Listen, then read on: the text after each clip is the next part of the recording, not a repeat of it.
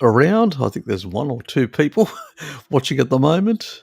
This is just an impromptu one, a quick announcement on my upcoming Zoom meetings. So I've set them all up, and I'll just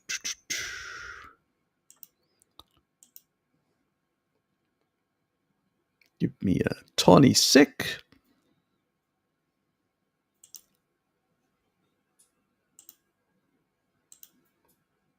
And I'll share my screen.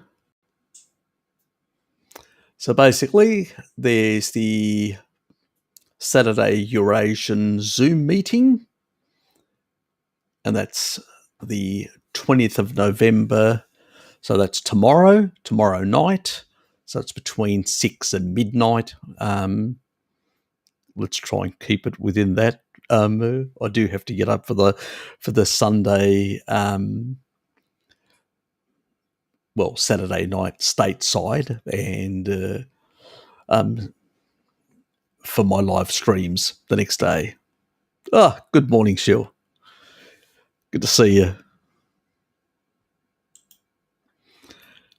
So basically that will be. Let me just zoom a bit more.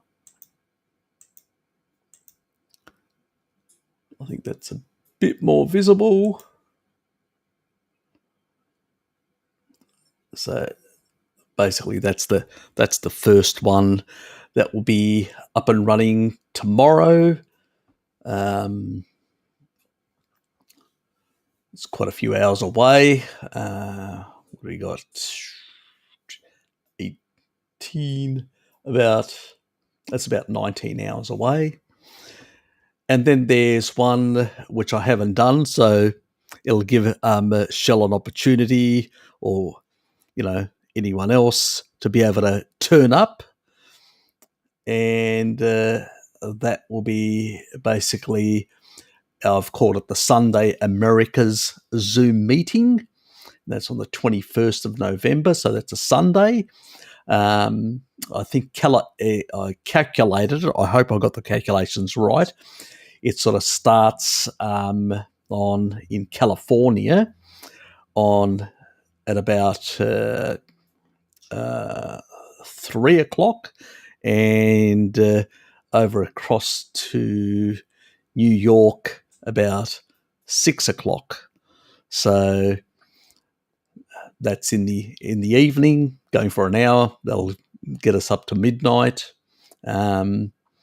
Being within that time schedule, it'll probably get as far out as part of the Pacific, which gets in Hawaii, sort of thing.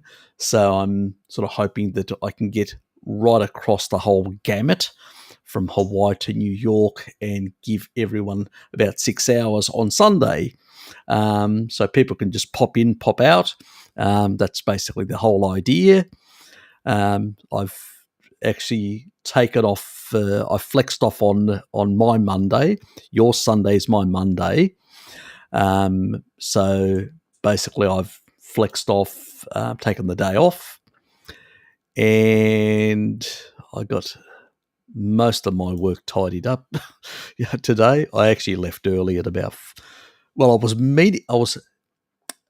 supposed to actually leave at 4, but I didn't get out of there until about 4:30. So, but eventually I finished the stuff that I had to finish before I walked out. So, yeah, never ends. So, thanks for Grove. Good to see you. UAE, good to see you, mate. So we've got a whole lot of Zoom sessions happening in that regard. Hope to see a lot of you guys there. You're up late. It's not Sunday morning. I saw you earlier. So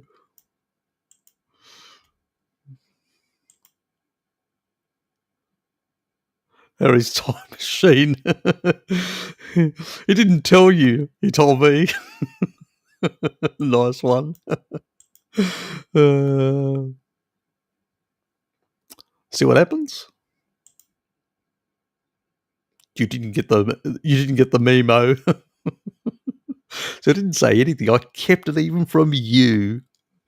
You weren't expecting this, were you?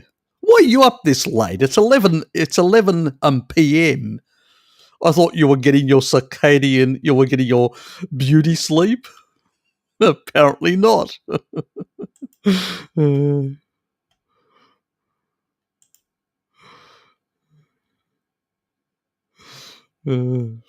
You know, I'm a night owl. You know that. Stop acting as if I don't know what Harry does. You're across. You can see the lights on and stuff like that. So don't play ignorant with me, dear. I will have to tinker with the Zoom program on my computer tomorrow. Never been on a Zoom meeting before. Well, there you go. There's a first time for everything. Look forward to seeing you there, Shell. So you got a few days to, but get into it, because that'll be basically your Sunday, and it's probably about, I'm not sure. It's probably around about the 4 o'clock mark for you, or 4 or 4:30, somewhere around there. Wacky Toaster, good to see you.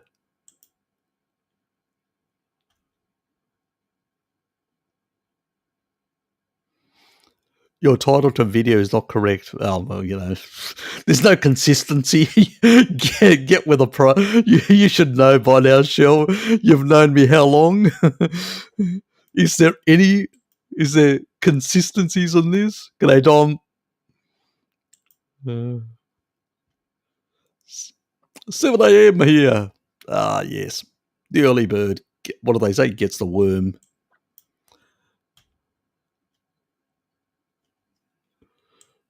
I bet you will. They just mandated vaccinations here. Vaccinations mandatory from September 2022. Yes. Jabber's been getting around, I suspect. We won't see any more. This is the great thing about the Zoom sessions. We can go full tong about all the sorts of matters. Anything that's censored on YouTube and in the general social media, it's becoming a bit, let's say, a toxic environment where free speech is basically, let's say, at a premium nowadays. Unfortunately, we can't really say a lot on these. I can't claim anything. I can't say anything.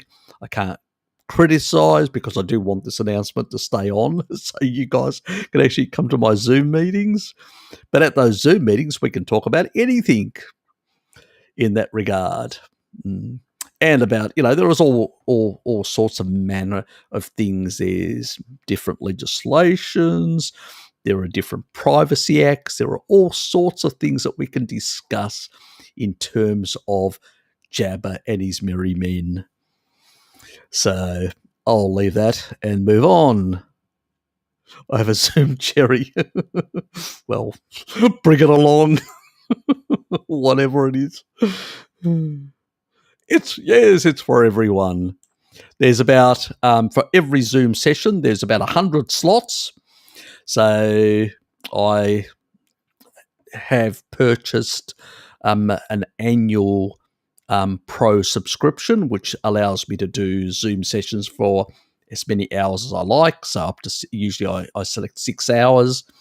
As you can see, they're all set to 6 hours, that what I was showing earlier.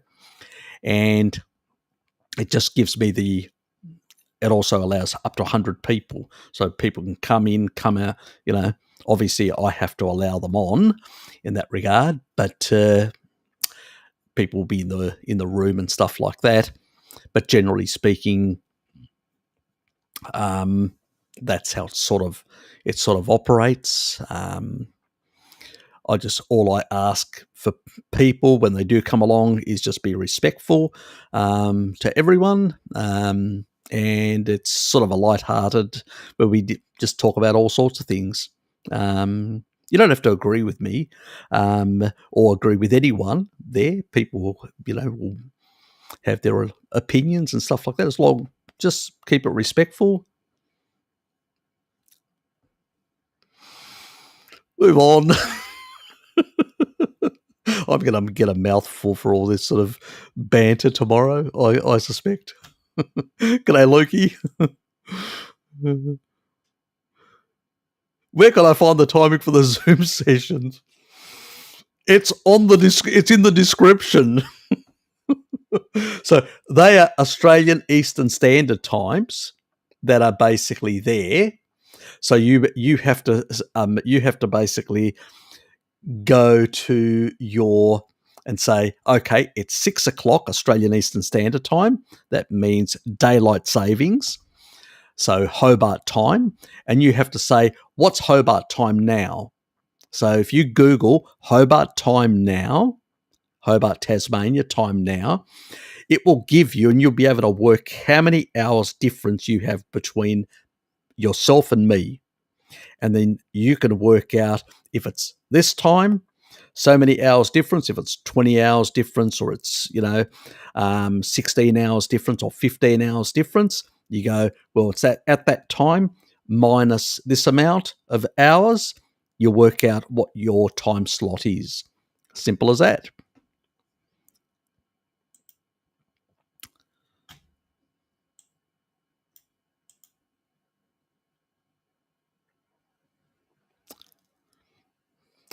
You're in a time warp. Believe me, you're in a time warp. I'll leave it at that. Dave!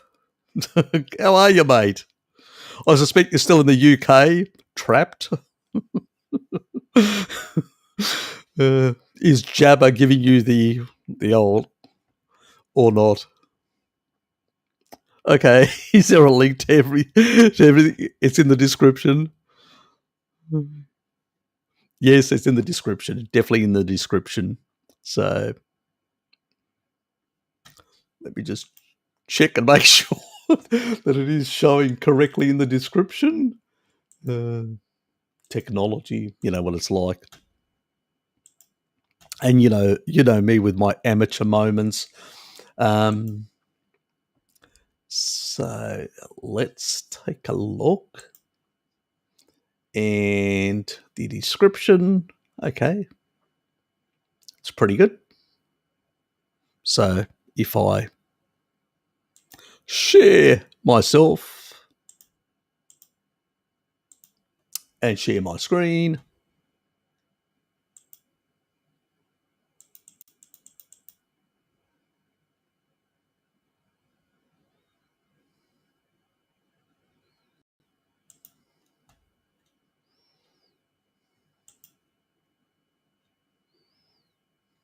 oops.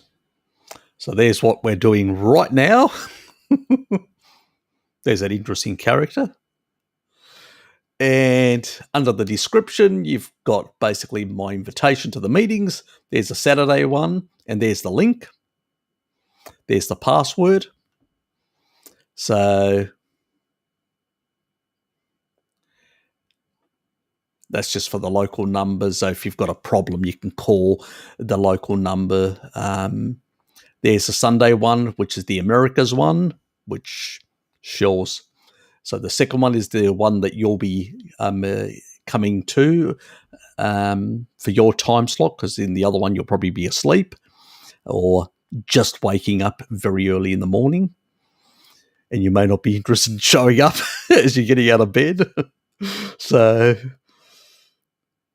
that's the second one, and pretty much just, you can just check out some video and stuff like that. I may actually put a link down. I'll tag a link right after this once I've finished the video, and it'll just have I'll find a YouTube video where somebody shows you exactly how to connect to Zoom, how to install it and stuff like that. So it's not difficult to actually set up a Zoom account, a free Zoom account. You don't have to you don't pay anything. It's just a free Zoom account. And then you can connect to these links and come along, so to speak, which is the whole purpose. Let me zoom out. In that regard. Yes.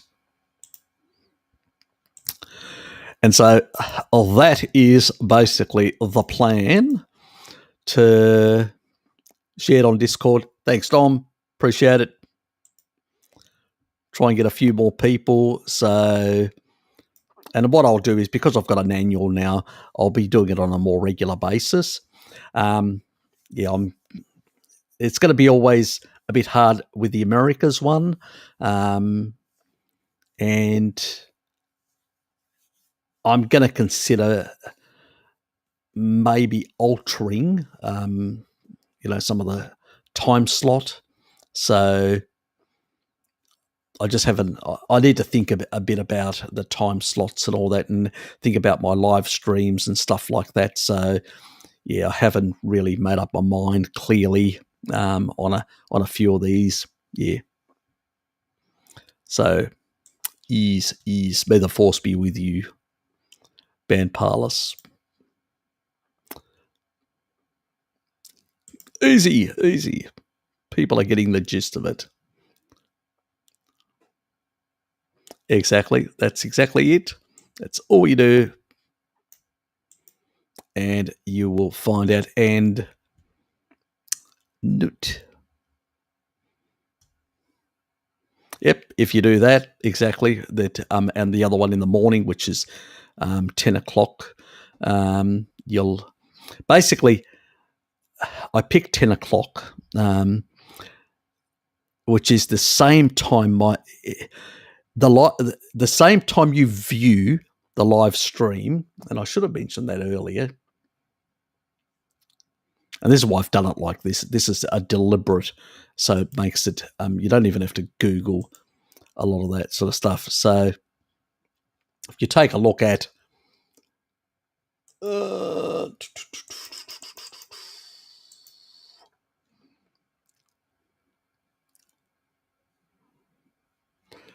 so if you basically take a look at the Eurasian one, when does the Eurasian happen? The Eurasian happens on Sunday at 6 p.m. Australian Eastern Standard Time. Same time. So it's just basically the time that the Eurasian one starts. It's just the previous day. It's when it starts, rather than on Sunday night. It's 6. It's at the same time on the Saturday night. Simple, not complicated. And the one with the Americas, which is usually by 10 a.m. in the morning in Hobart, is the same one that you turn up to, Shell and everybody else from the Americas, So it's the same time. The difference is it's a Saturday when I'm doing the live stream, and this is a Sunday when I'm doing the Zoom session, but it's the same actual time. So it's so you basically know that it's just the other day, the next day, but at the same time period it starts. So making it very uncomplicated in that regard as much as possible. Seen a Dr. Berg video saying that we should limit protein intake. He's just an idiot, has no idea about these things. You just look at my videos that I've done on protein, high protein, not an issue. I'm going to do another video on protein. I do, exactly how much per kilo of body weight or pound, the exact minimal for muscle protein synthesis. I know the bodybuilders out there say, oh, you need 2.6. No, it's actually determined by weight. Absolutely nothing to do. If somebody's a small child or somebody's a large person, you think you need the same amount of leucine as minimal? No. There is a specific level, and there's a specific upper end as well. And explaining that will basically set the thresholds, the exact thresholds that are basically for muscle protein synthesis, minimum and maximum in terms of the leucine requirement and the general amino acids. So, yeah, he's talking shit. If you're actually talking about supplements, yeah, you're probably looking at 40 grams per meal. If you're doing a lot of weightlifting and stuff like that, 20, that's if you're basically talking about supplemental, like taking powders, because it just rushes in quickly. If you're talking about raw food, meat, cheese, those sort of things, the body slowly absorbs and digests those over a number of hours. So it doesn't work the same way. That's why when you have powders, you can have muscle protein synthesis very rapidly and then it drops off quite a bit. When you're having real food, it can actually last out to 8 hours. So, and the satiety level is very high. So, yeah, it's pretty much a lot of that's nonsense. I might just ignore what... It's just the general shit that everybody just dishes out and says the same, regurgitates the same garbage. I mean, they're too lazy to go and look at the research and really understand what's actually, how the body actually works. It's just, they're just too lazy. It's either easy to just regurgitate things.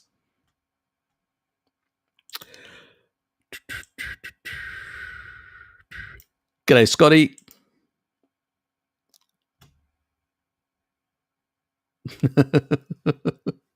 It's all those colourful plants that he has. Yes. I did forget something. I did try that, the kombucha, the mango one, Hello Kitty. Yeah, it's not too bad. It's still not as good as that apple cider vinegar, the one that they've actually seems to have withdrawn from the market. Idiots. But anyway, it's what happens in the marketplace. Demand. Yes, exactly. Very well said, Shell. Yes, pretty much. You can tear a colon doing that. Yes, painful.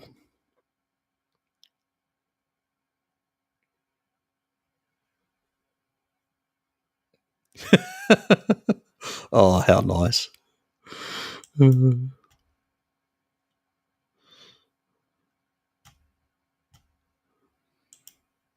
People are working out their time. That's good.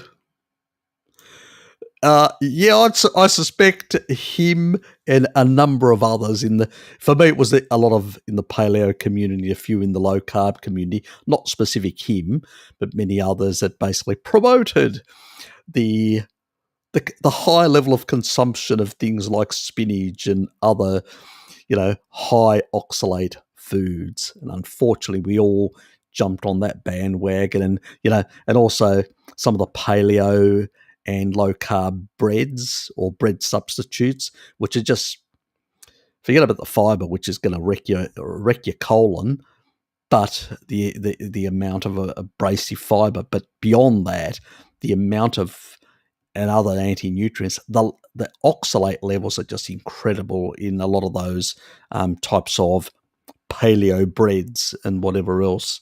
So yes, believe me, caused me over 5 years, caused me a lot of, 5 kidney stone incidents. Yes. And prior to that, when I was on the SAD diet, I had no kidney stone issues whatsoever. It was all refined carbohydrates and oils and stuff like that, but I didn't have any kidney stones. And then I went healthy with green plants and basically was I shitting crap out? Oh, God. Crap and damaging my kidneys. Well, wonderful. Yes, wonderful.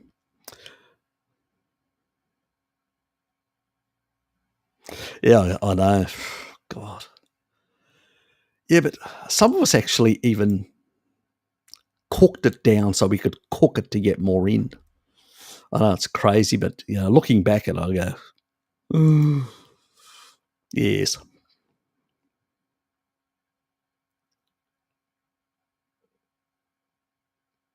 Oh, look, there's a few.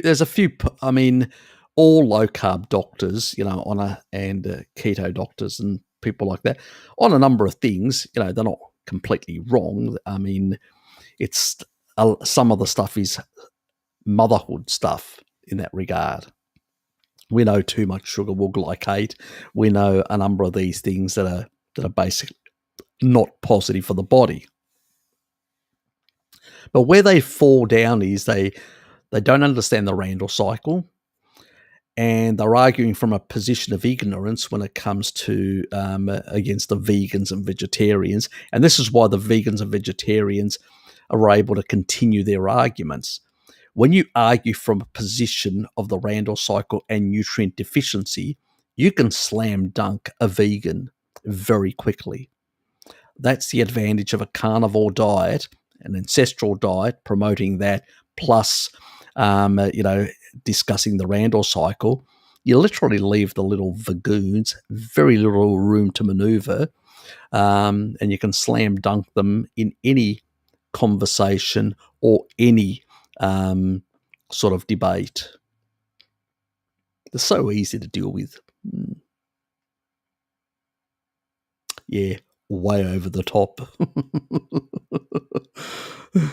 unless you really want to, let's say, it's sort of like a reverse tenderizing of the, like they use those little hammers to tenderize the meat. Well, you're tenderizing your colon in a bad way. Yes, exactly. Very much so. If you want a ripped colon, yes.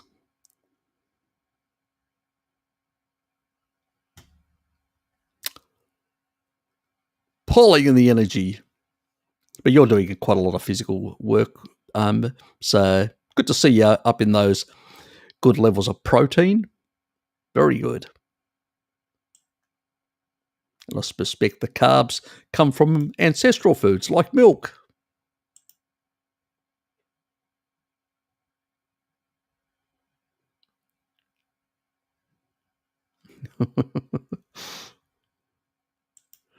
Yep. G'day, Ness. Yeah, that other guy's gone to bed.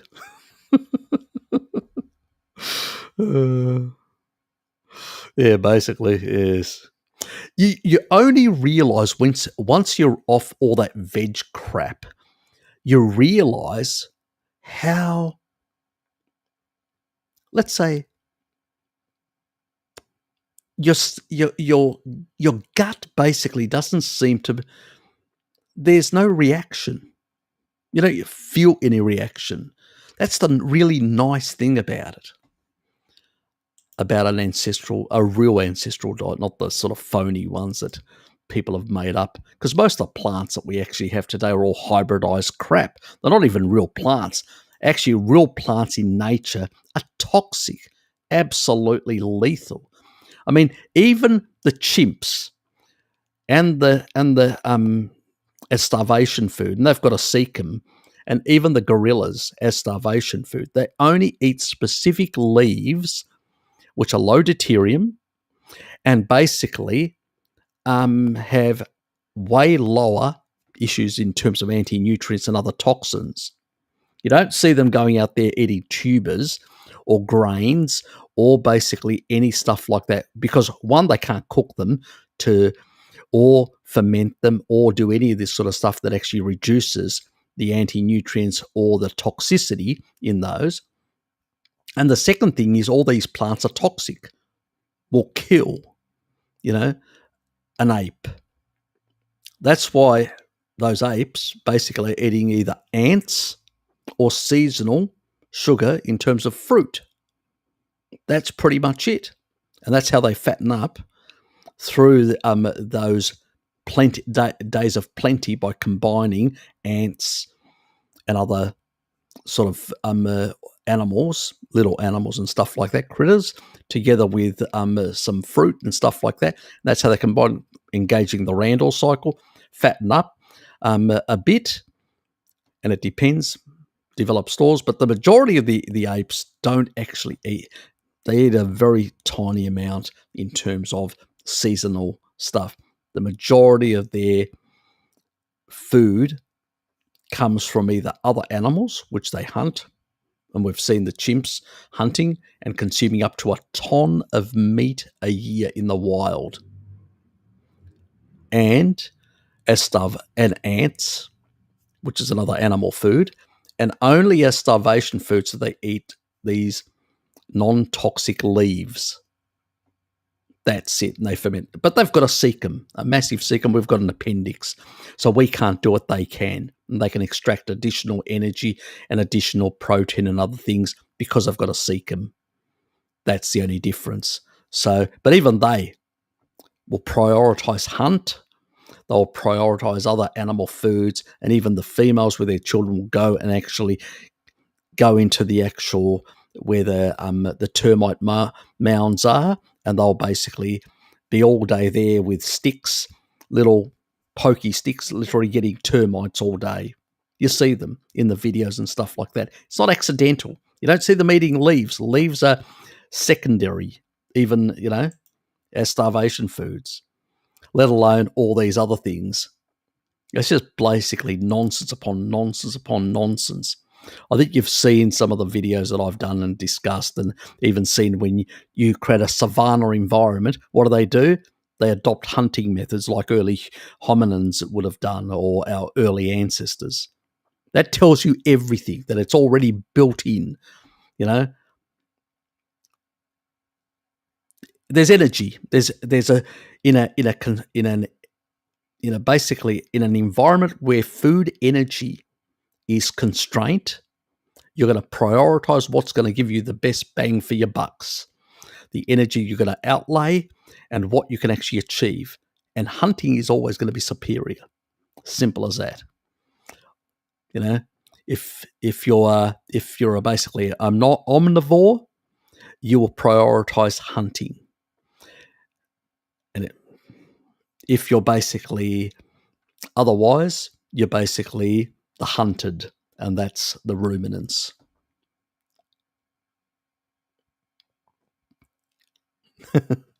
Nothing like an egg. Somebody please send that gorilla, Paul, some eggs. He probably needs them. Yes. Boy, I call him gorilla on roids.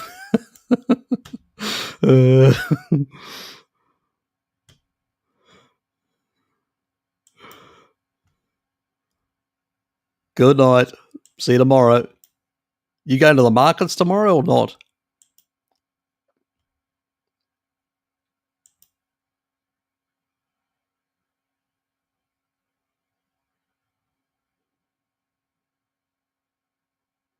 Which replacement for baby aspirin they use? L-citrulline, which is also a vasodilator in the same way, without any of the real side effects in that regard. It's just, I usually say to people, if you can't get access to something like L-citrulline, then consider a short-term use of a baby aspirin. But I would rather that people don't have a session with Jabba, the Hutt, and you go towards the light and you pull your saber out and you defend your body against Jabba the Hutt.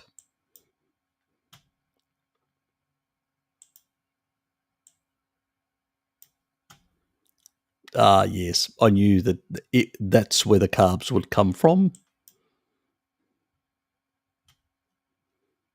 Not the mangoes, exactly. Fly ahead. I'm going to sell sugared ants to the vegans. That would be funny. Sugar coated white chimps don't go out of their way to eat a rainbow of colourful plants. They're not that stupid. Only the vegans are.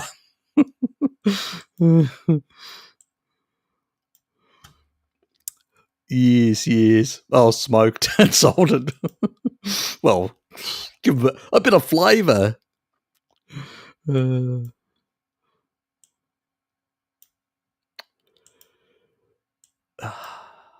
Any supplements for recurrent urinary infections after radiotherapy? Thanks.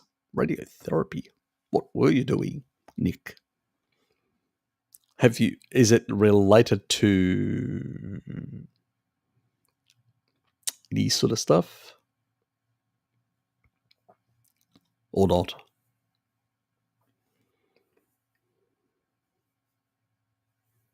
Depends how bad the infection is. I don't like actually giving people advice when it comes to urinary tract infections, because if it's severe, you may be forced to use an antibiotic. You may be. I know it's not something that I like to recommend, but if it's a severe infection, it's not for me to determine that. It's for your doctor to determine that. But you can use things like, if you're on a species appropriate diet, an important antioxidant is uric acid. Taurine also plays a really good role in terms of stuff like that. But generally speaking, other probiotics can also play a role, but it depends on, you could use also acidifiers. So you've got lemon juice. Fasting for a period of time can reduce. So when you get a viral infection, I usually tell people, do not fast, eat. You need to support your immune system. You need to furnish it stuff. If it's a bacterial infection, fasting is really effective at reducing the bacterial load in your system in that regard.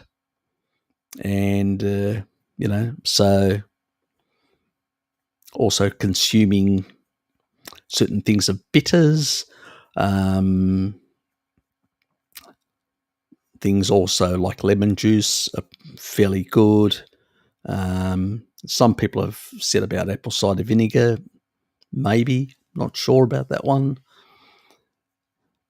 But generally speaking, it depends on the infection. How bad is it? So there's always issues. I can't give you advice on something that, I don't know what the degree of severity is in that regard. So, and what was the radiotherapy all about?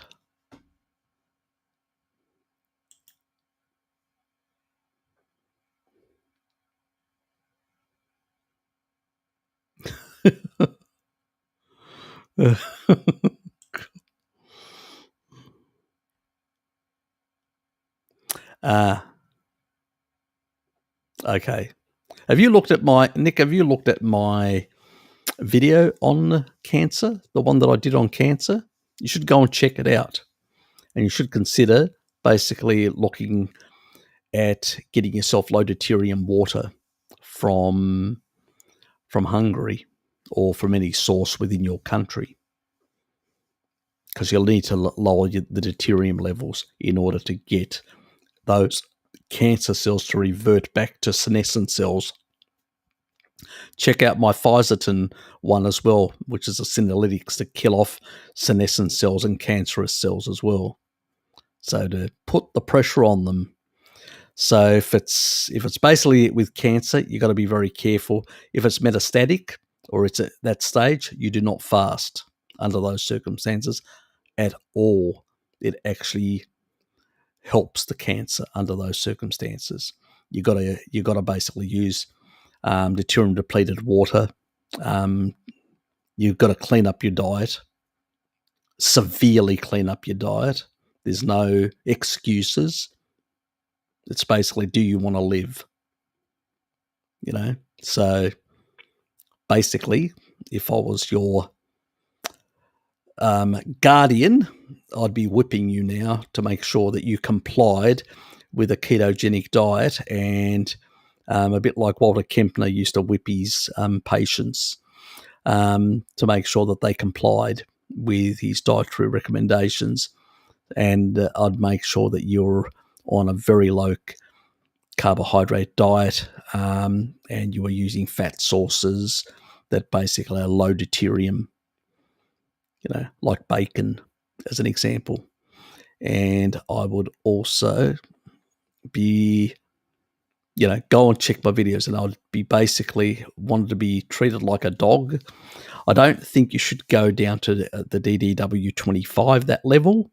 I think you should be around the 85 parts per million, and slowly work towards shifting your cells back to senescent state, and then use senolytics to basically, taurine is very important as well. It also is good as an antipathogen thing as well, with bacteria, viruses and stuff like that. It has some antiviral properties and antibacterial properties as well, but also it's very important it's protective as well when it comes to radiotherapy. So I've done stuff in terms of radiotherapy and chemotherapy, and how there's research showing the protectiveness and also preventing the creation of, like a situation where you become resistant to the therapy. Taurine helps with that. But if you're on blood pressure meds, you got to go slow and build up your levels and adjust your meds, basically. But you need to work with a doctor to do that, to adjust your meds. And you go from, if you're on very high levels, you need to go like 0.5 gram and build up to about 6 grams. But you have to do it slowly over a number of weeks and get your meds adjusted each time,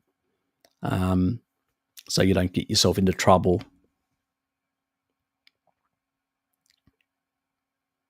Yeah, but I can't advise you on, we can talk in general, about things that help with urinary tract infections, but I don't know how severe the infection is.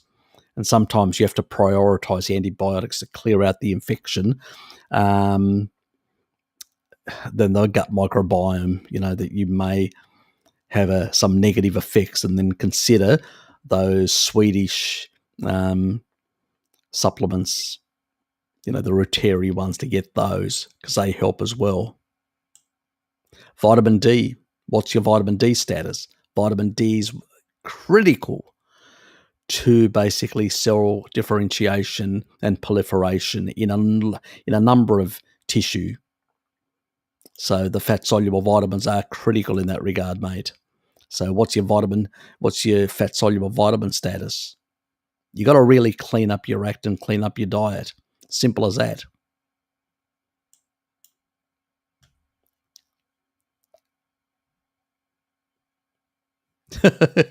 He's winning. You can't is you mean triple A? God, you put an extra A there? God, somebody's being generous.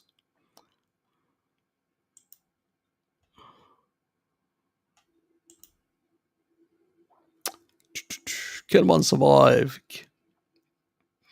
Can one survive cancer protocol? My protocol? I'll be doing more stuff on cancer in that regard. But do go and take a look at the senolytics, the Pfizer one, and look at the other one, the first one, because that actually explains a lot, and it gives you a good idea of how to manage a lot of going into these sort of things. Yes. So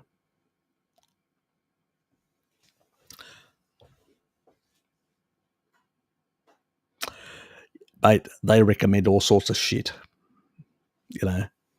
when the best research, clinical research, shows the complete opposite. When you take away fiber, like Paul Mason showed in that clinical research, all symptoms miraculously go away. As if there is contraindication there. So, yes.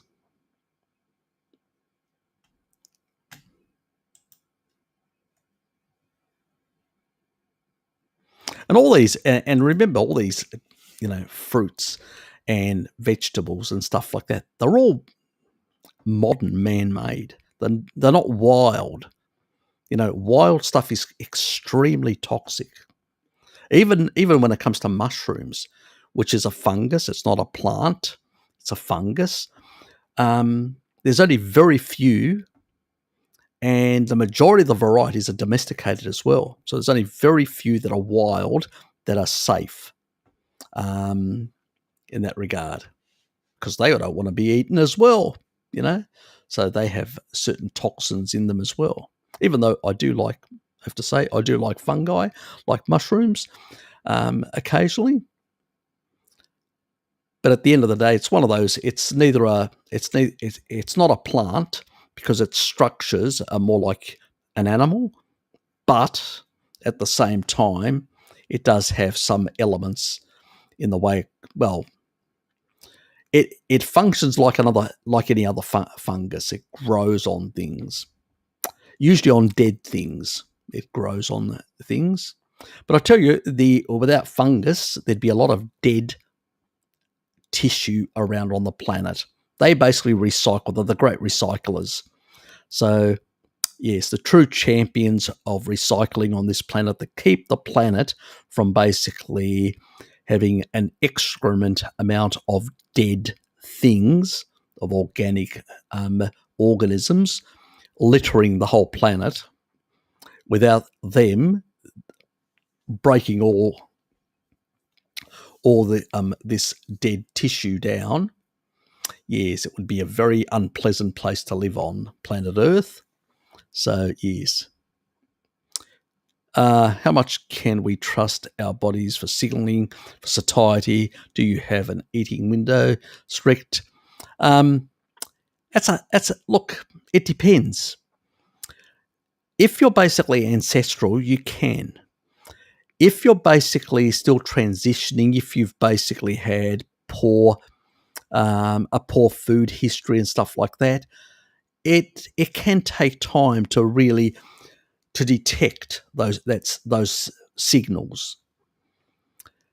The best way of actually learning to detect is to basically abstain from food for longer periods of time and clear out any sort of stuff which is inappropriate in your home, and that will actually get you to will sensitize you over time, and it's that sort of way, yeah.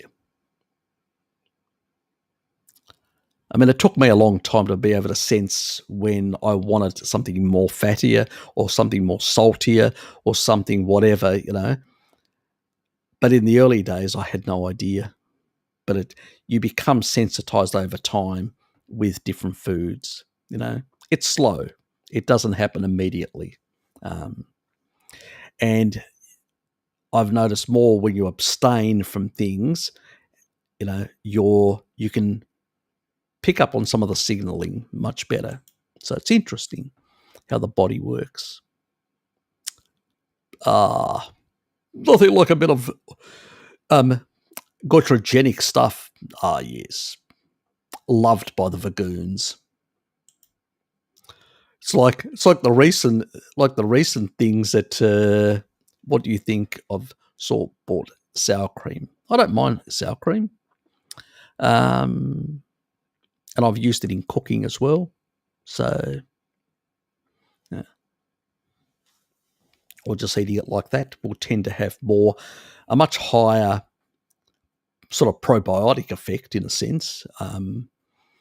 But I do have to say I can actually eat a lemon just like that. That's how I used to in the past. So I don't mind sour things. So, yeah, in that regard. But that's me. It's not for everyone.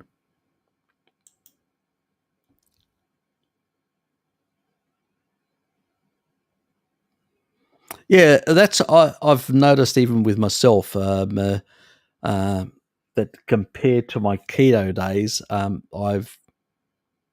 if I eat a good level of meat, I sort of switch off completely after that.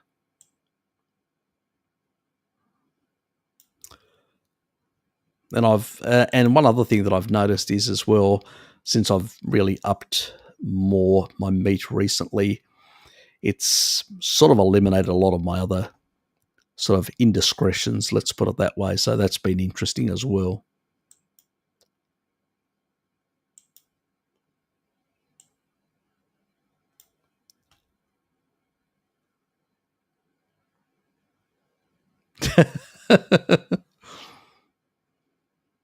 What are you implying, Lukey? That I'm not a fun guy?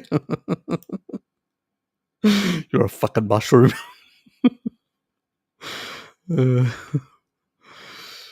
Yes.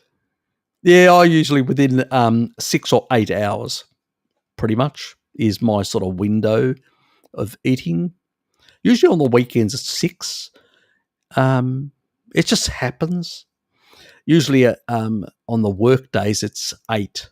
And it's just, again, because of the inconvenience of those out of work. So, yeah, it sort of can vary.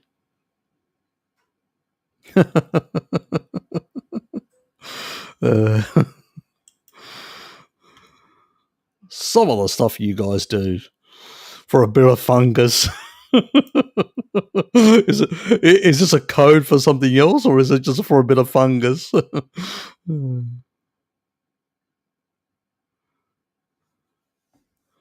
Yeah, look, it all comes down to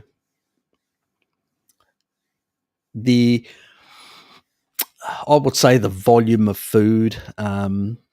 Obviously, women have a slightly higher requirement for fat compared to protein, and so, as I've always said, it's about that 1.2 to 0.8 in terms of protein, a ratio, and for men, a 1-to-1 in that regard. You still need a certain amount of fat, but slightly less than that of women, and we require slightly more protein.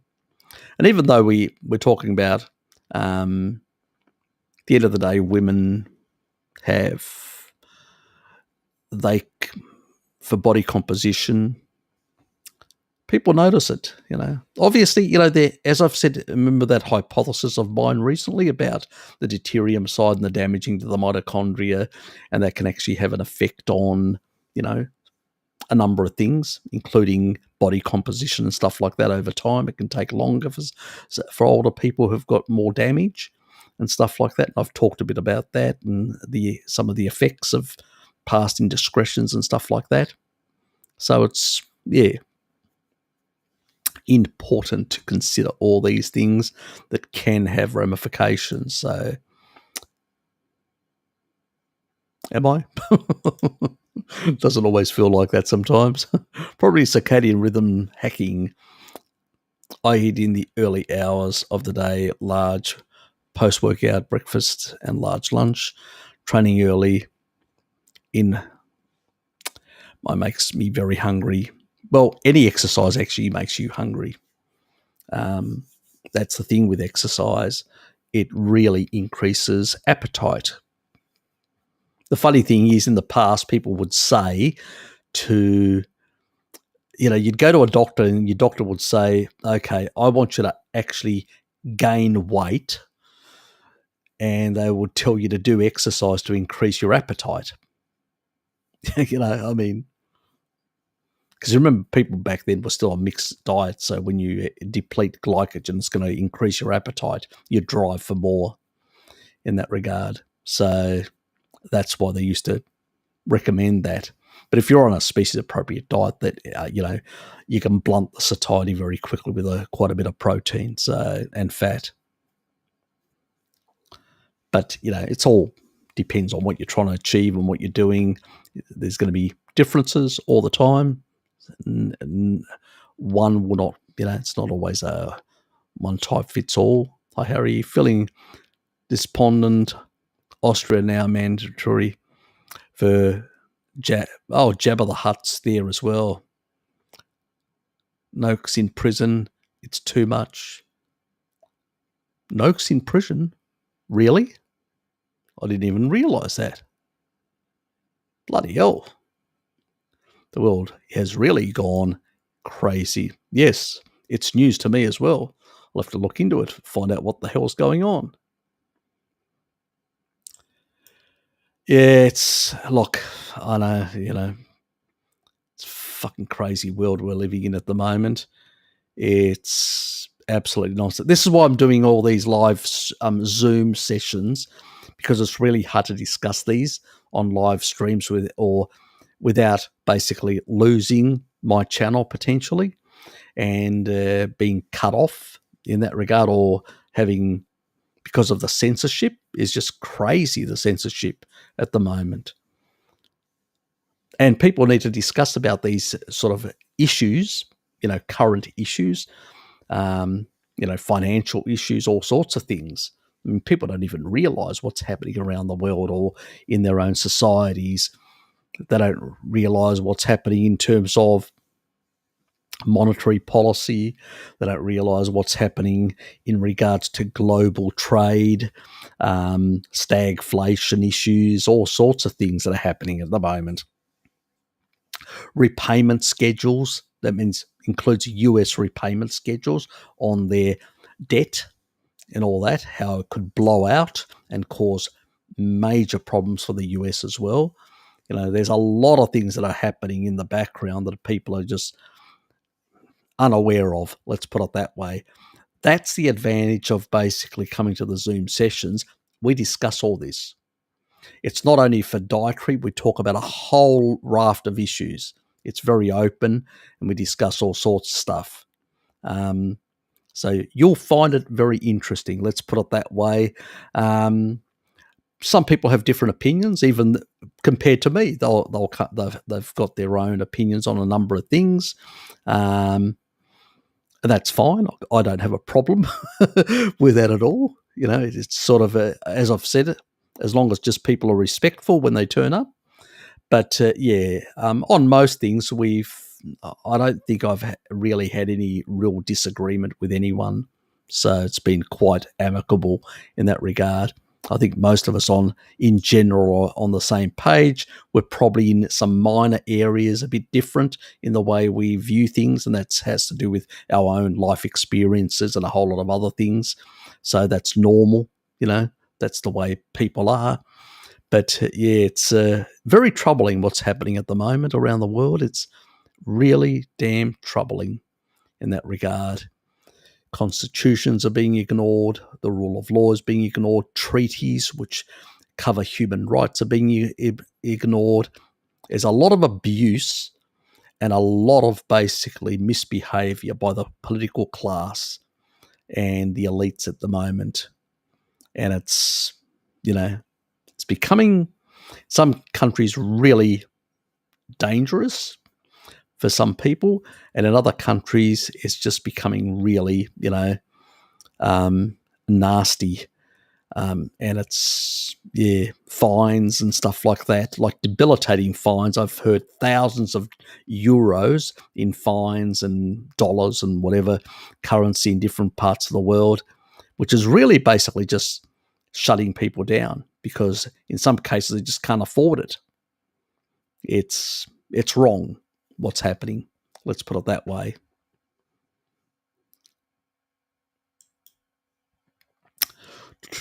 Twice-a-day, usually 6 eggs. Ah, yes, sounds good.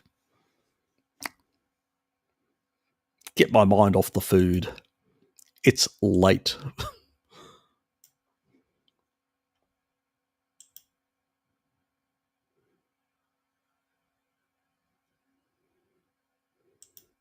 It's damn crazy. In France? Was he in France? Or what are we talking about? Or am I confused? Yes.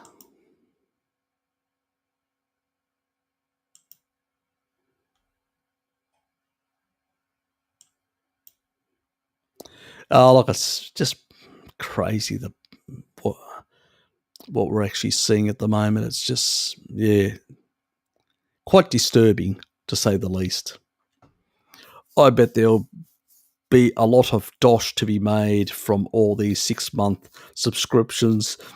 Exactly. Yes. I mean, we're going to have a lot of repeats of Jabba the Hutt. Yes. All I can say to you lovely people, may the force be with you. You're going to need all the help you can get. Let's put it that way.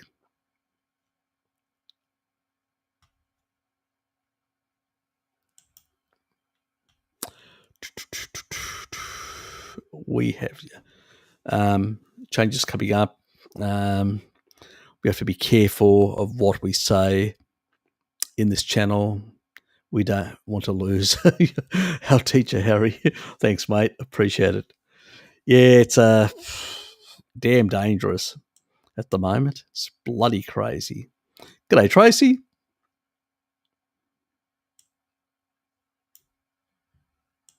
Isn't it late for you, my dear?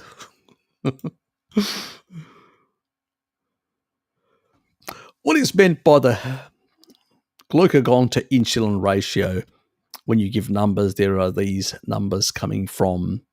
It has to do with the secretion in terms of, it's not the exact amount. Remember, these hormones have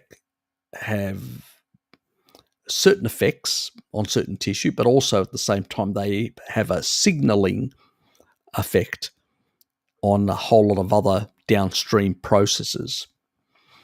So, and anabolic pathways. So higher insulin, higher anabolic pathways, high glucagon, more catabolic pathways in a sense. That's just a general sort of simplistic way. It's a bit more complicated than that. But in terms of ratios, it has to do with the amount that is secreted in relation to the amount of the other hormone. So let's say you're in a fasted state, and the level of hormone that gets secreted will depend on the exact what's in the system, and also your body composition. There's a lot of factors. It's, so I can't give you a definitive number because it varies so much. But what we do notice that it seems to be hardwired is the ratio. The ratio is very tight in terms, because there's a whole lot of other indirect, all these other hormones and other pathways that are basically being signaled. And so the signal strength within that ratio has to be quite tight. Otherwise, the wrong signaling is going to happen. So that's the reason for that ratio is we can be quite emphatic that it remains within that sort of tight level. So if you're fasted, you will basically, and I'll give you just an arbitrary stupid number, but let's say you had 80 units, which is not, sorry, let me just back, 8 units of insulin and 10 units of glucagon. That would be an insulin to glucagon. It's not the glucagon to insulin. It's an insulin to glucagon, always insulin first. So an insulin to glucagon ratio of 0.8. That's in a fasted state. So you have 8 to 10. So glucagon is 10, 2 extra compared to the 8 of the insulin. So basically, that is a catabolic state. You've got higher glucagon. So that's that ratio. So let's say you eat a steak. So you're a carny, you have a steak, a nice big juicy steak. Your insulin to glucagon will be 1.3, approximate. It can be a bit, there's other factors, but generally it's going to be close to 1.3. That means you will, let's say, have 13 basically insulin molecules to the 10 of glucagon. So basically you're in a just slightly anabolic state, which is good because that's where you want to be. That just slight with enough mTOR, enough other activation of IGF-1 and all that to achieve muscle protein synthesis. That's what you want. You want it within that. That's enough to, in terms of signaling. The leucine will drive that primarily. So leucine plays a big role in that. Now, let's say you have just a potato. Your insulin to glucagon will be 4:1. So 4 molecules to 1 molecule of glucagon. So as you can see, at that level, you can still basically lose some weight. So when you're not eating, it will drop down because it's very low. The insulin levels are very low. The glucagon levels, not very marginally different. It's a 4:1. It can shift very easily. So when you're not eating, so if you have let's say you have a crazy moment in your life and you decide to do the potato diet. So you do that, you lose weight because basically when you're not eating, that insulin will just drop back down to the low grade of close to 1:1 nearly. And in that state, you can actually upregulate hormone-sensitive lipase. And between those meals of potatoes, you can actually basically oxidize some of that fat. Now, the higher the insulin to glucagon, the higher you're getting into the gradient of what we call Randall cycle activation. Now, it can vary between people. So it's not actually it's a gradient. While it activates as an on-off, so when you're basically activating the Randall cycle, you will activate it, but it acts as a gradient. I think I explained it really well in my first chat with Bart about the gradient. But anyway, from memory, what I actually said was that this gradient is determined by the energy flux within the system. So when you mix the macros, the closer you get to the threshold of your energy requirements in every cell, you're getting closer to that activation point.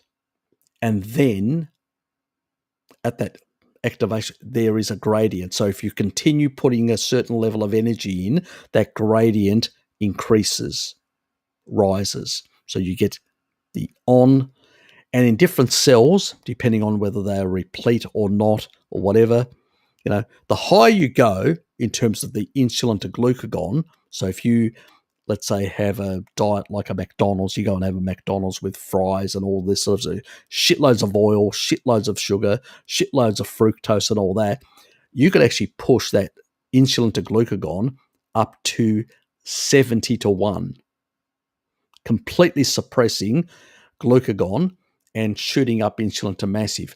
But that only happens from massive activation of the Randall cycle. So you go there. If you just go there and have a burger, that's not going to happen. But if you go there and have a whole lot of fries, a whole lot of other stuff and all that, and you're sedentary, like a lot of people are nowadays, they literally get in their coffins and drive around. You hardly, you're just basal. That's all you're actually really burning, most of these people. What happens is you can actually activate it very early, and then as these nutrients are remaining in the system, that gradient increases over a number of hours. That's why you see that sort of insulin remaining high for a very long period of time. When you see it in those studies that some of the low-carb people show, that long period where it stays elevated, that is Randall cycle activation. As it comes down, it never gets down to the low levels, never recovers. So it goes to a lower gradient as the energy levels slightly drop within the system, because you're actually moving stuff and storing it into fat cells, converting it through the liver, exporting out through triglycerides and putting it in. You're actually lowering that threshold. So the gradient comes down of the Randall cycle, and so does the insulin to glucagon. But it actually drops very slowly. You can actually see it in those graphs. I hope that made sense. I probably didn't explain it as well as I did in my first. I think I explained it a bit better then. But anyway, youthfulness. Got me messed up. Oh, God. You've been around dogs for too long. That's all I can say, Tracy.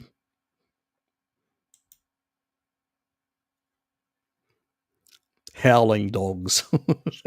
Full moon. I know it's corny, but somebody has to do the corny jokes on this channel. Nobody else is. Oh, yeah. Surprise, surprise, Tracy. Shock, horror. You didn't get an announcement. A notification. On the light note, my employer is giving me time until Novavax available here in the US. I don't need to get tested once every 2 weeks, but not forcing me too much. That sounds good. Good. Yes, not everybody's in the same boat, unfortunately, which is the situation. Fluffy Robos, good to see you. Yes, we've got a bit of a crew here. Yes, it's an impromptu to talk about the upcoming Zoom sessions. I hope to see you in one of them.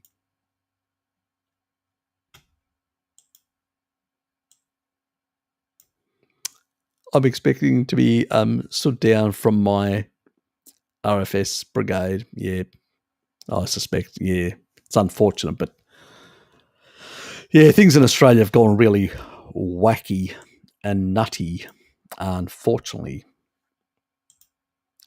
Yes, it's a mad bloody world.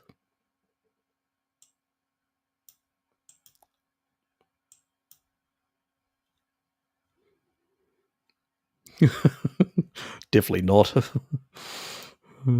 Bloody nightshade shit.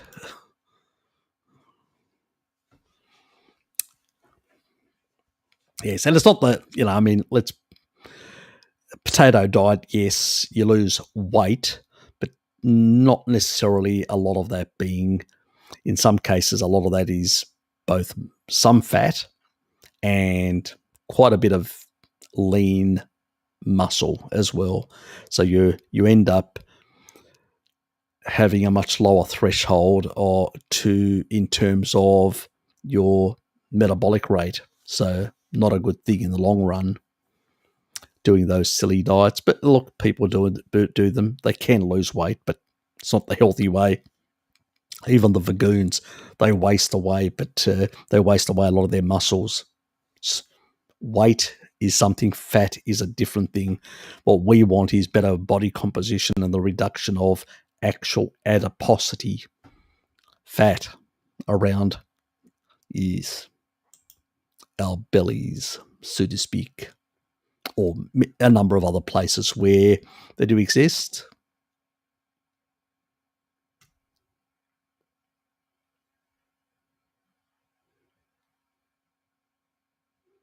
Did I miss something? Probably did.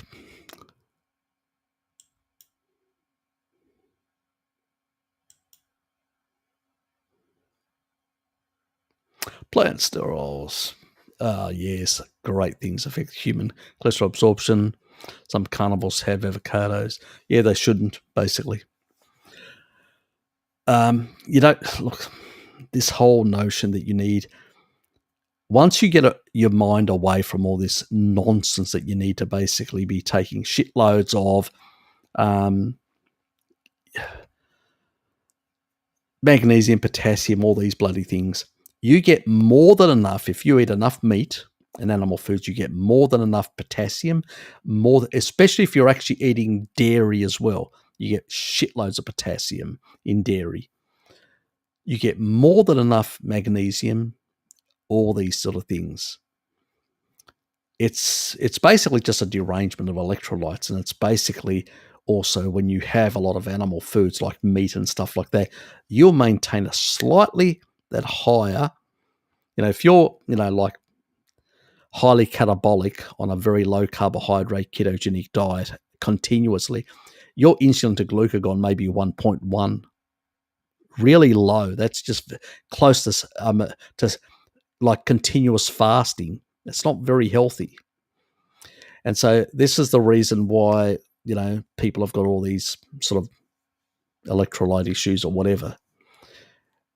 And the other thing is drinking too much water and flushing out your electrolytes.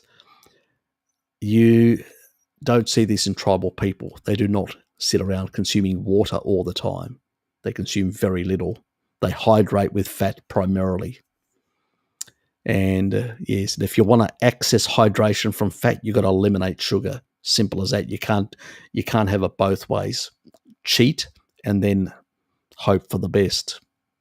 Yes, because sugar dehydrates. So you're literally chasing your tail then. And a lot of this sort of nonsense with these sort of foods as well. I've done the videos on potassium and magnesium on the exact excretion rate that happens from the body. And we get more than the excretion rate that we require, which means that the body doesn't even take it up. It goes into the stool. The problem with supplements is that it can actually bypass some of these mechanisms that can actually prevent the absorption from when it comes from food. It can actually not absorb that. When it comes from a supplement, it's much harder for the body to regulate the absorption because it's usually bound to something that in the natural food it's not. So in the natural food, a vitamin or mineral or whatever is actually attached to. That's why I say when you're going to use any supplements, it's only dealing with deficiencies. But then again, you can eat organ meats and stuff like that, which are full of these nutrients, and you don't have to worry about absorbing too much of something because the body can regulate those ions in a proper way. It's got mechanisms, enzymatic mechanisms, which have been developed over millions of years in all organisms. Nobody supplemented. So, my supplemental stuff, it's all aminos, sulfur, like taurine, for instance. It's these sort of things. It's strategic probiotics that actually can sort out some issues within the gut. But it's that sort of stuff that you find in real food and is not going to create any imbalances. You don't see me recommending potassium, magnesium, or any of these sort of things, or any bloody minerals or stuff like that. And even when it comes to selenium, I get it from food. So it's a lot of wacky stuff out there, unfortunately, with a lot of these sort of things. And plant sterols are the worst stuff. If you consume too many plant sterols, it will prevent the absorption of animal cholesterol, but it'll do something else. Some of these plant sterols will bioaccumulate in your body, and they will bioaccumulate in the red blood cells. And if they bioaccumulate in the red blood cells stiffen. Animal cholesterol is flexible. Plant cholesterol is, look at a tree. It's stiff. It has rigidity, which means it cannot, if it gets into a red blood cell, the red blood cell can't elongate. Some of the blood vessels, the small blood vessels, are actually narrower than the size of the red blood cell. The red blood cell has to elongate to push itself through because of the blood pressure, to push itself through these really thin. So if it's got plant sterols inside the red blood cell, it can't do this elongation, which means you can't get enough oxygen to certain tissue, which then you create a hypoxic environment. Hypoxic environment creates, cells that basically are not functioning properly and have the potential of becoming senescent and then going on over time to cancerous. So these things are dangerous when you create hypoxic environments. So, there's no place really for this garbage. Small amounts, even I consume, but that's one thing, a bit of pickled cucumbers or stuff like that occasionally at Dad's place. But we're talking about here large amounts, which some people are still recommending within the keto plant-based area and the paleo area, because they've still got this phobia with animal fat and animal protein, which is absolutely ridiculous when you look at the insulin to glucagon ratio. When you eat a steak is 1.3. There's no way you're overexpressing IGF-1, mTOR, or any of these pro-growth sort of hormones. It's nonsense. I mean, even the Messiah, where Mary tested their ketone levels, they're all about 1 millimole, this low grade level. Perfect. It's just, and they would probably drop out when they had quite a lot of meat and, cycle in and out throughout the day, which is perfect. That's what you want. It's just a crazy world we're living in where, good things and wrong things are just being turned upside down. It's just not a sheep. That was the other remark about the moon. Yes. I wish I knew. I used to get only visual eye migraines and not pain in my life. But now I get less of them and more of headache pains. There's a lot of factors that can play in that regard. I've got a video for some of that sort of stuff. I need to do it. So I won't say too much at this stage, but when it comes to migraines, there are certain conditions, neurological conditions, stuff like that. There are a few other things like that. So certain people but what I've noticed is when people up their fat, some of these people actually require a bit more fat than others, and the migraines go away, but they need to keep the diet very clean and they need to do a bit more fat than the rest of us in that regard. But there are a number of other circumstances that may apply differently. So that's for another video. But in your case, you probably need to up your fat slightly. But there can be other issues as well. There is a deuterium angle, but I don't want to go into it. That's for the video. So we'll leave that.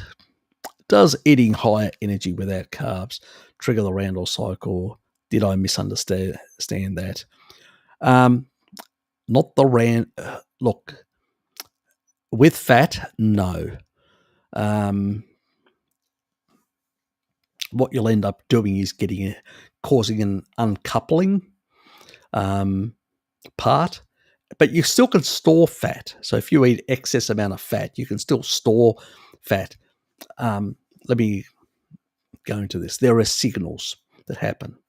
So when fat comes in, chylomicrons from the gut wall, they get released every 10 minutes or so. They will go around through the thoracic duct.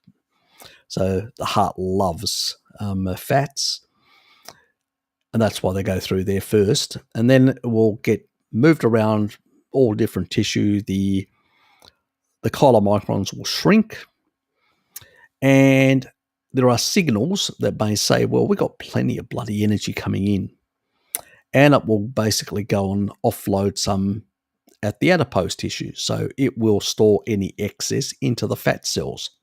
Does not require the triggering of insulin whatsoever. Basically, it'll just go in and actually put it there.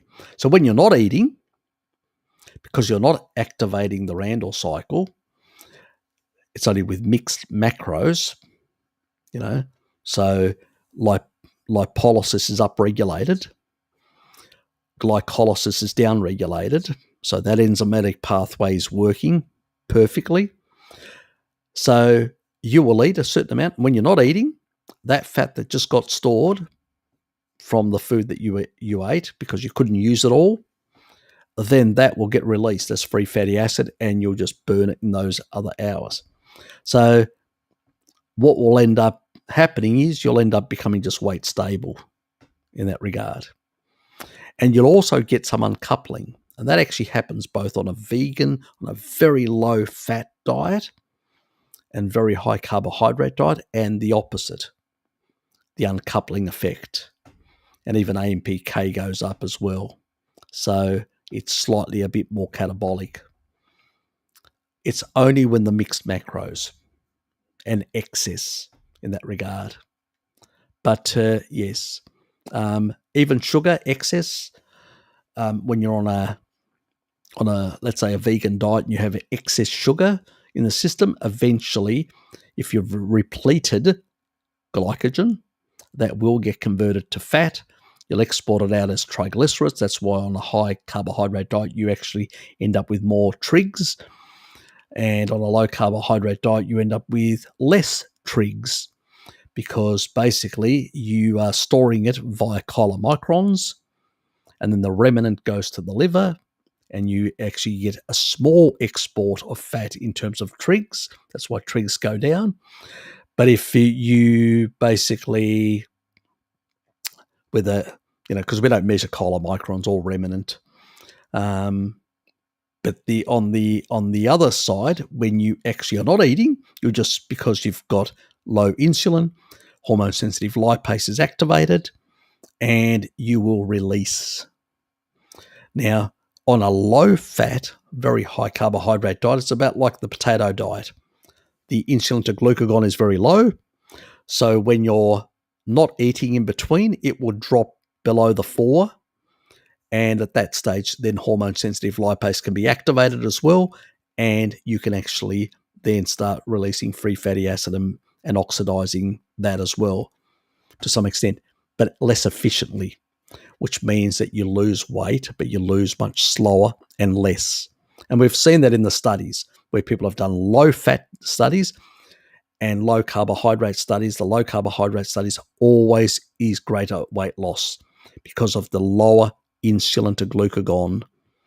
Always. That's the difference. And so getting back to base, which is, like in a catabolic state, a pure catabolic state, fasting is 0.8, the ratio. So 8 to 10 in terms of, or 4 to 5 in terms of the relationship between insulin to glucagon. So that's the sort of difference in that regard. So it all has to do with these hormonal relationships and balances, plus the energy substrates that are coming in, glucose, basically any type of sugar or fat, the energy substrates that are coming in, and what their composition is. So whether you're going to be activating or not. So that's the difference. And that's the reason why somebody on a low-fat diet or a low-carbohydrate diet can access body fat, because the insulin to glucagon is much lower. So the capacity to activate the Randall cycle is much harder in that sort of state, So it's a very different things, because there's a difference between, it's a different state of resistance and storage, just to make it quite clear. It is only this sort of blockade at the cell level is both lipolysis and glycolysis are completely turned off. Okay? Where the other situation is not. You're either glycolytic or a fat oxidizer. One of those is turned on, the other one is suppressed. And you can still basically, the ratio is low enough to still between meals to access some of that stored energy. That's not the same in a Randall cycle activation of mixed macros excess.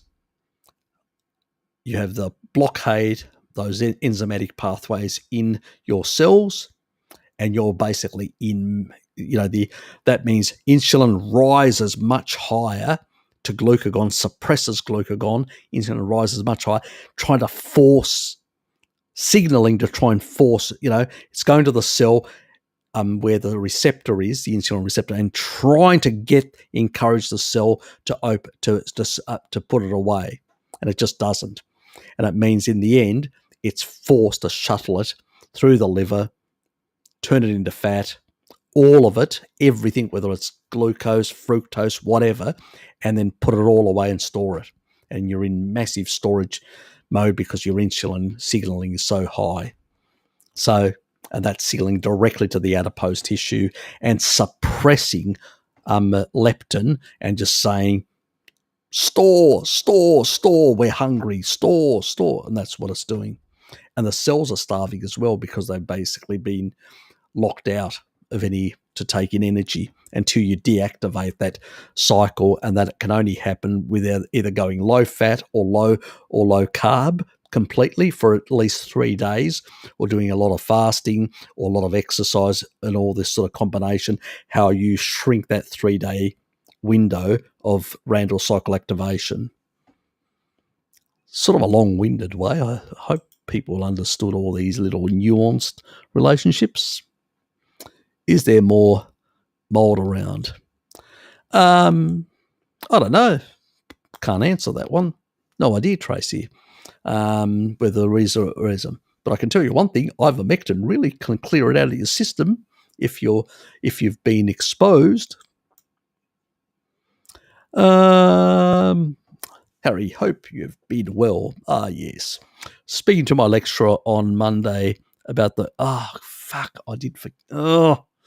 Sorry, AJ, about the research project. It would be at least 2 days I could get your input. Absolutely no stress if you don't have time. Look, send me an email. I'll look at my emails tomorrow. Just send me an email, and so I can get it in. Yeah, send your reply. Sorry, mate. I truly apologise. Just caught up with a whole lot of things this week, and I did forget. And I haven't really even replied to a few other people. So, yes, sorry. I will on Monday, because on Monday I'm flexing off. So after I've done my Zoom session, the afternoon, I'm just going to sit back and go through all my emails and all the stuff to catch up on things. Yes. Maybe more dead leaves on ground that produce mold, I think. Don't know. Maybe. I think there has to be a certain level of moisture as well. So, yeah. Don't know. Harry, what are your thoughts on ApoB LDL particles? Some people say this is now the best indicator of CVD. Absolute fucking nonsense. Really absolute fucking nonsense it is. Because at the end of the day, it doesn't... Look, even somebody... Let's put it this way. Even somebody that is on a low-fat diet, those LDL are not going to be atherogenic. Whatever size they are. That's just nonsense. The only thing that can actually make them atherogenic is basically rancid fat from seed oils that can actually make them that can damage these LDLs. And the other thing is shitloads of sugar that is remaining in the bloodstream for too long and glycates the shit out of these lipoproteins. That's basically it. That's why you don't get glycating effects of LDL in somebody who's either fasting and releasing shitloads, or is basically on a vegan diet, on a catabolic vegan diet we're talking about now, not the sort of the modern junk food vegan diets, but a catabolic one. You don't see that sort of situation. So, and well, they have deficiencies. We always criticize them that they are actually having a deficient diet. They're not engaging the Randall cycle. They're not eating the ones that did traditional, like fruitarians and stuff like that. They're not eating seed oils. They're not eating refined shit, but they're in a very catabolic state. Yeah, they actually also have very small type particles, but they're not atherogenic because we don't see any issues there. Most of the issues come from all these deficiencies. The plant sterols that can actually affect create hypoxic environments in them if they go into excess amounts, depending on what type of plants they're eating as well. That plays a role. Less greens, probably less of a problem in terms of these plant sterols causing issues for them. So it can vary. This is why it's, we see these variations even in the plant-based community in terms of the effects. So there's a lot of nonsense about, I know me and Bart are probably the only few people out there that talk about this and are very critical of people making assertions there's not even mechanistic studies showing this. People just say, well, if you're on a low-carb diet, you have a certain profile, and if you're on a high-carb diet, you have a different profile. Yeah, fine. But have you mechanistically proven that that these particles are basically highly glycated or highly oxidized? Unless you can demonstrate causal sort of mechanisms, and that depends on the foods. Now, you can be on a ketogenic diet and you can consume seed oils. Remember, the old ketogenic diets were seed oil based. And I can tell you, you're going to have a lot of damaged LDL, oxidized LDL. So you can be on a vegan diet, a certain type of vegan diet, and you can also have the same problem. So we've got to be very, very careful in generalizing and all that. The same particles, your trigs, your particle size and all that does change, but do they become atherogenic? Maybe, depending on what sort of foods, how processed those foods are that you're consuming, how less natural they are. So when you eliminate the processed food industry and all their rancid shit, there's plenty in the keto community, plenty of rancid crap that's being sold in the keto community, I can tell you, and in the low carb community. That's why some people are not getting improvements, because they're eating all this commercial crap. Some people say, how are people going to make their money? Well, not off the misery of other people. You don't see me I go and actually do a day's job. That's how I make my money. And I can basically look myself in the mirror and know that basically I haven't caused any harm. These people basically look themselves in a mirror and don't give a shit and just smile to you and tell you, here's a keto cookie. Here's a, highly rancid seed oil laden, fake meat. Have this. So I made my choices. They made their choices. So, yes. But I would say that these are not markers of disease.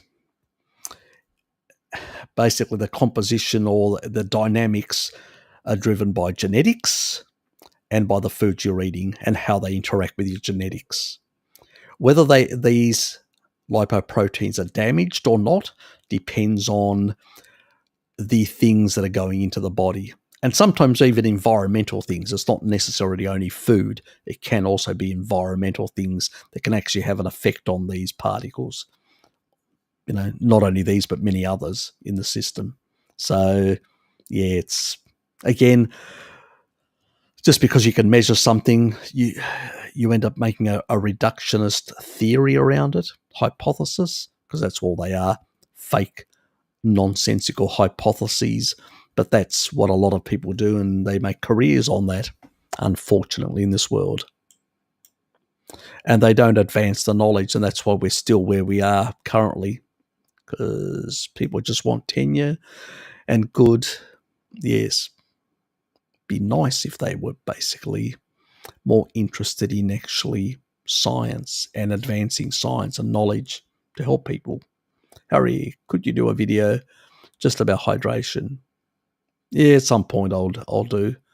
I've talked enough about it. Is it that important? I think we've pretty much covered it on my channel. People know what I mean. I've discussed, but yeah, maybe I need to do a specialist one just so people can actually attach it and share it. Yeah, okay. I'll add it to my list. I don't have one on hydration on my list, but I'll add it to my list of things that I need to do. Okay. What's your view on shitting the newly... We'll discuss that in private, my dear. I don't have an opinion, according to YouTube. There's an announcement. We don't want the announcement being taken down, Tracy. You should understand that.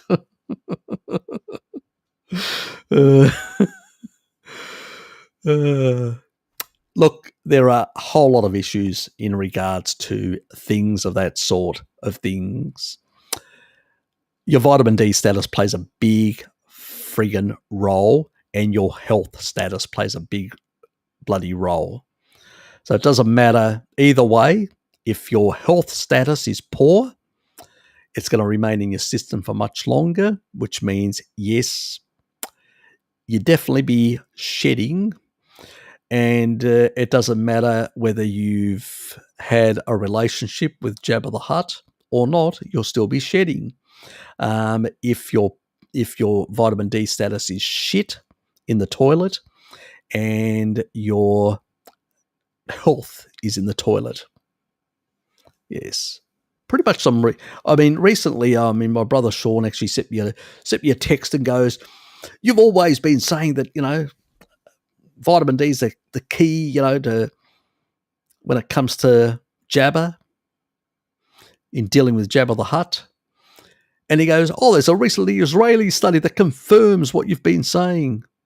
And I go, "Yeah, well, my first video on Jabba the Hutt was in regards to vitamin D. If you guys remember, there's actually a playlist. You can go back and see that that was the initial one. Respiratory infections, vitamin D, seasonal. God, does it take a brain surgeon to realize that?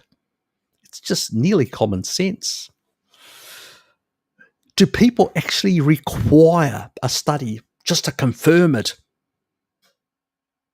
Even anecdotally, can't they realize the difference between seasonality and these type of respiratory infections?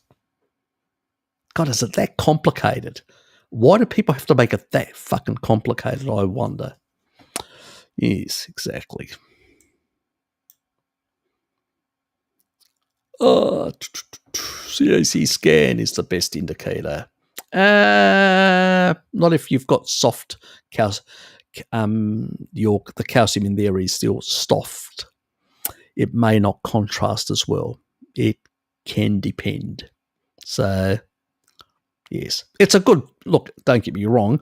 What a CAC score will show is long-term deposition, but not short-term. So if there's some short-term there, you won't see it very clearly.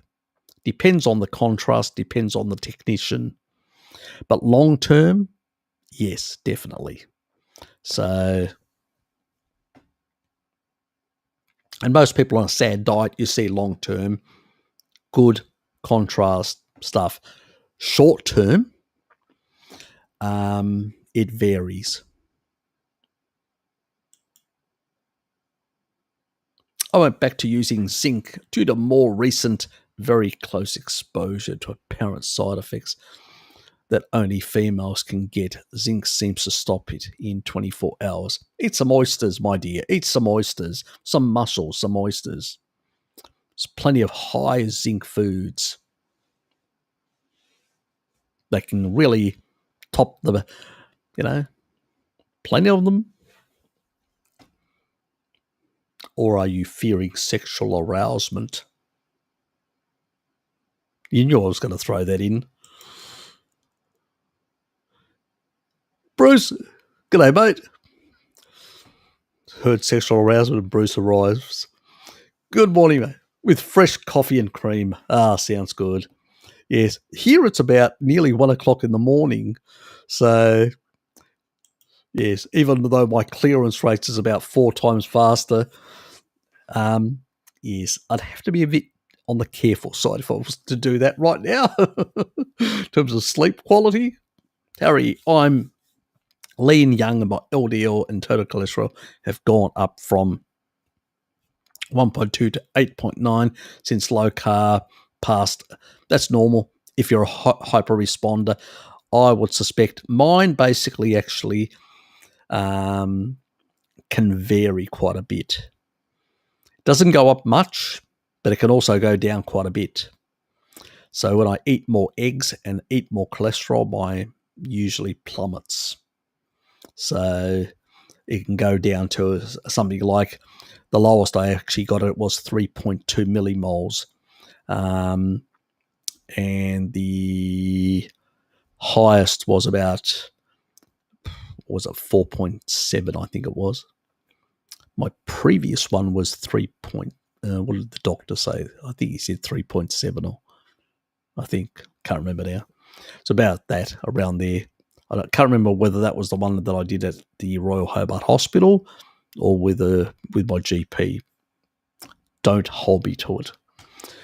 Yeah, so look, hyper responders who are ApoE 44, 43, 42 tend to actually see this really big increase. And it's again chylomicrons, remnants. The chylomicron remnants, that's what it comes down to basically. It's that HDL that can hand over a key and provide access to chylomicron remnants to go straight in. And the body needs to clear that out very rapidly. So it will export extra LDL. That's why it goes up. Because basically it's got to get rid of it, especially if there's, even small amounts of glycogen, in there. It exports it really rapidly, takes it in, re-exports it really rapidly, which basically means that it's putting more boats into the bloodstream. Where if you've got an ApoE of 2.2, you can have chylomicron resonance for quite some time, for a couple of hours even. And then eventually as that goes in, you'll get small bits of LDL coming out.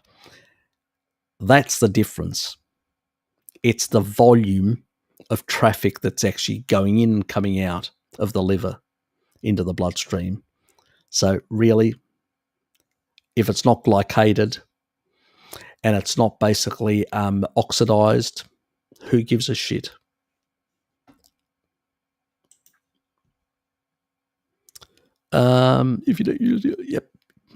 If you don't usually don't usually oxidize protein. Is a deuterium in protein an issue because of gluconeogenesis? No, absolutely not. Not at all. And the nice thing about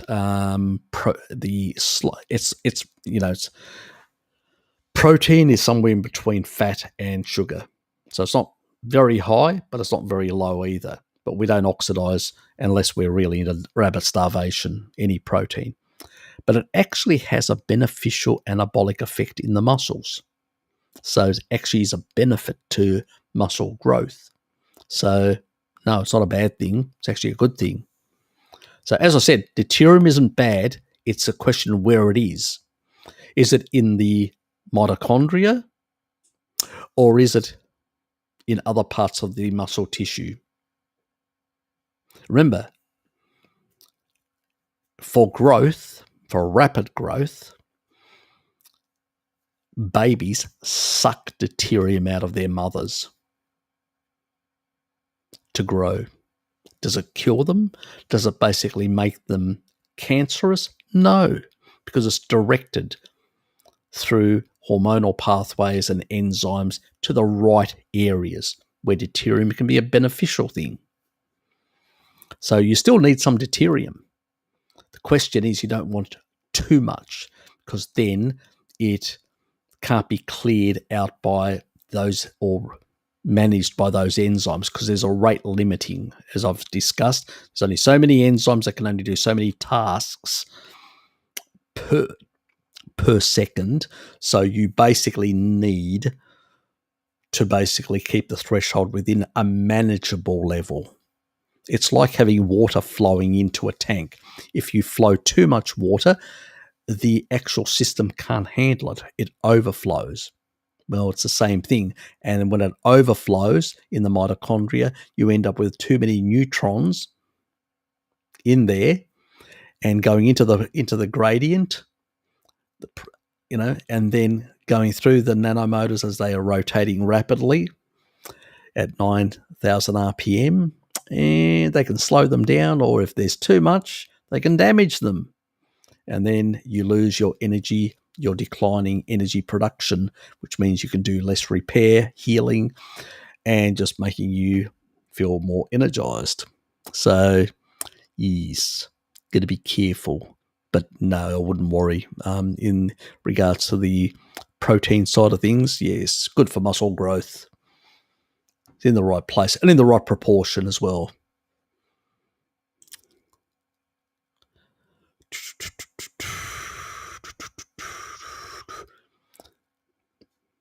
Yep, I think that was a CAC.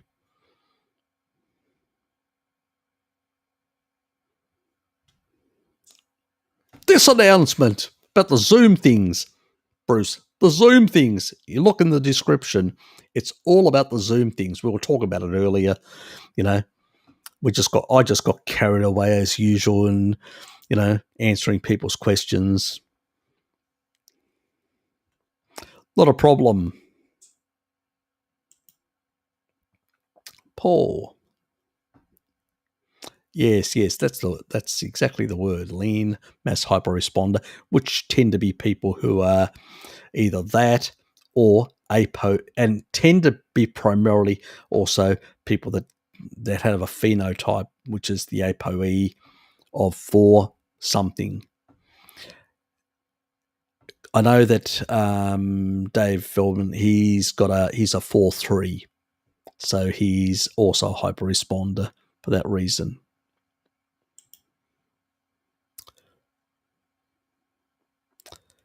You're not the mess I threw, Harry. You're a very naughty boy. Always, Scotty, always. 35 is recommended starting age to get CAC scan. Is it? Oh, look, I no idea what it is, what the recommended age is. Is that how low it is? Shit. Doesn't surprise me. I'll probably get into the 20s eventually because people are so sick and eating so much garbage. I just saw Jared. I'll be with you in a sec, mate. Harry, any thoughts on why some African tribes who have their cholesterol checked are all around 2, and some of us Westerners on low carb are 9 or 10. Do you think that's natural? Don't know. I know that some other, like the Maasai and all that, their levels are much higher because they're eating animal foods. Some of these studies have been done on people who are eating a lot of plants, and these tribes that are eating a lot of plants, they don't live very long anyway. So who gives a shit? It's unfortunate that basically researchers go with their own biases and deliberately go to these plant-eating tribal groups that are eating more of a plant-based and less animal foods. And you do find them in a few areas around the world. And they're, like the vegans, they'll have much lower LDL, but it's not healthy. And we know from epidemiological studies where we look at, thousands, we see that basically those who have got the lowest usually live the less and have more health problems than those. And it's the same thing. I usually say when they talk about these different tribal groups, I say, show me a centenarian amongst them. They don't live very long. That's the thing. They always point to these people, oh, well, this population eats a lot of plants, doesn't eat salt, doesn't do this or whatever, because they're not getting the blood of animals or whatever. And immediately, and you go, well, how long do they live? Is there any centenarians amongst themselves? Deafening quietness. Basically tells you no. So just because they're a tribal population, it doesn't necessarily mean they're a healthy tribal population. There's a lot of tribal populations out there that have shifted. We know there are a number of tribes around that are agriculturalists that have gone over to agriculture, or eat more plants, are in the forests, consume small amounts of meat and primarily a lot of plants. And they don't, there's no centenarians amongst them, where there are amongst the Maasai. So just because certain people, they're living in a poor food environment and they're forced to eat more plants and have lower cholesterol, who cares? When you look at centenarians around the world, they have high cholesterol. There's not one with low cholesterol. They're all high cholesterol. That's the thing. It's a paradox considered. There's no fucking paradox about it. High cholesterol is where you want to be, not low cholesterol if you want to be a centenarian. It's no fucking paradox. It's only a paradox in crackpot minds that have got an agenda and just can't accept reality because it doesn't play with their narrative. Mate, good to see you. Hope things are well. Hope your partner's business is going well as well. I suspect you're spending quite a lot of time helping her build her business. I hope everything's going well, considering all the other madness that's happening at the moment and putting a lot of pressure on small businesses.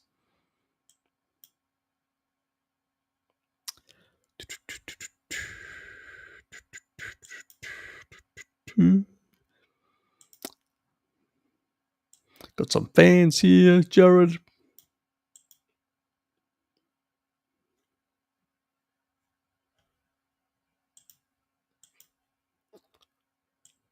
I'm going to run right through this sort of stuff.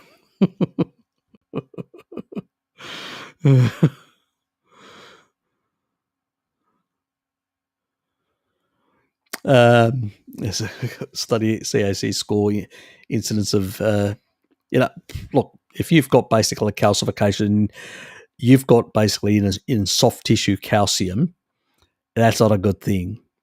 Whether it's in the heart or kidneys or whether it's in any other soft tissue, not a good thing. Calcium should be in the bones, not in the soft tissue. That tells me there's a derangement, and it's usually a fat-soluble derangement. It's usually a collagen derangement, and it means that basically you're not able to take those minerals and put them where they should be in the bones. So there's an issue there. And you've got an excretion problem as well because you've got an overload of derangements. And it's a combination of what you're eating and vitamin D, which is the sun. Yes, you need both that and K2. What are my thoughts on what markers you should look to see what your risks of heart problems? Actually, no markers really tell you much at all.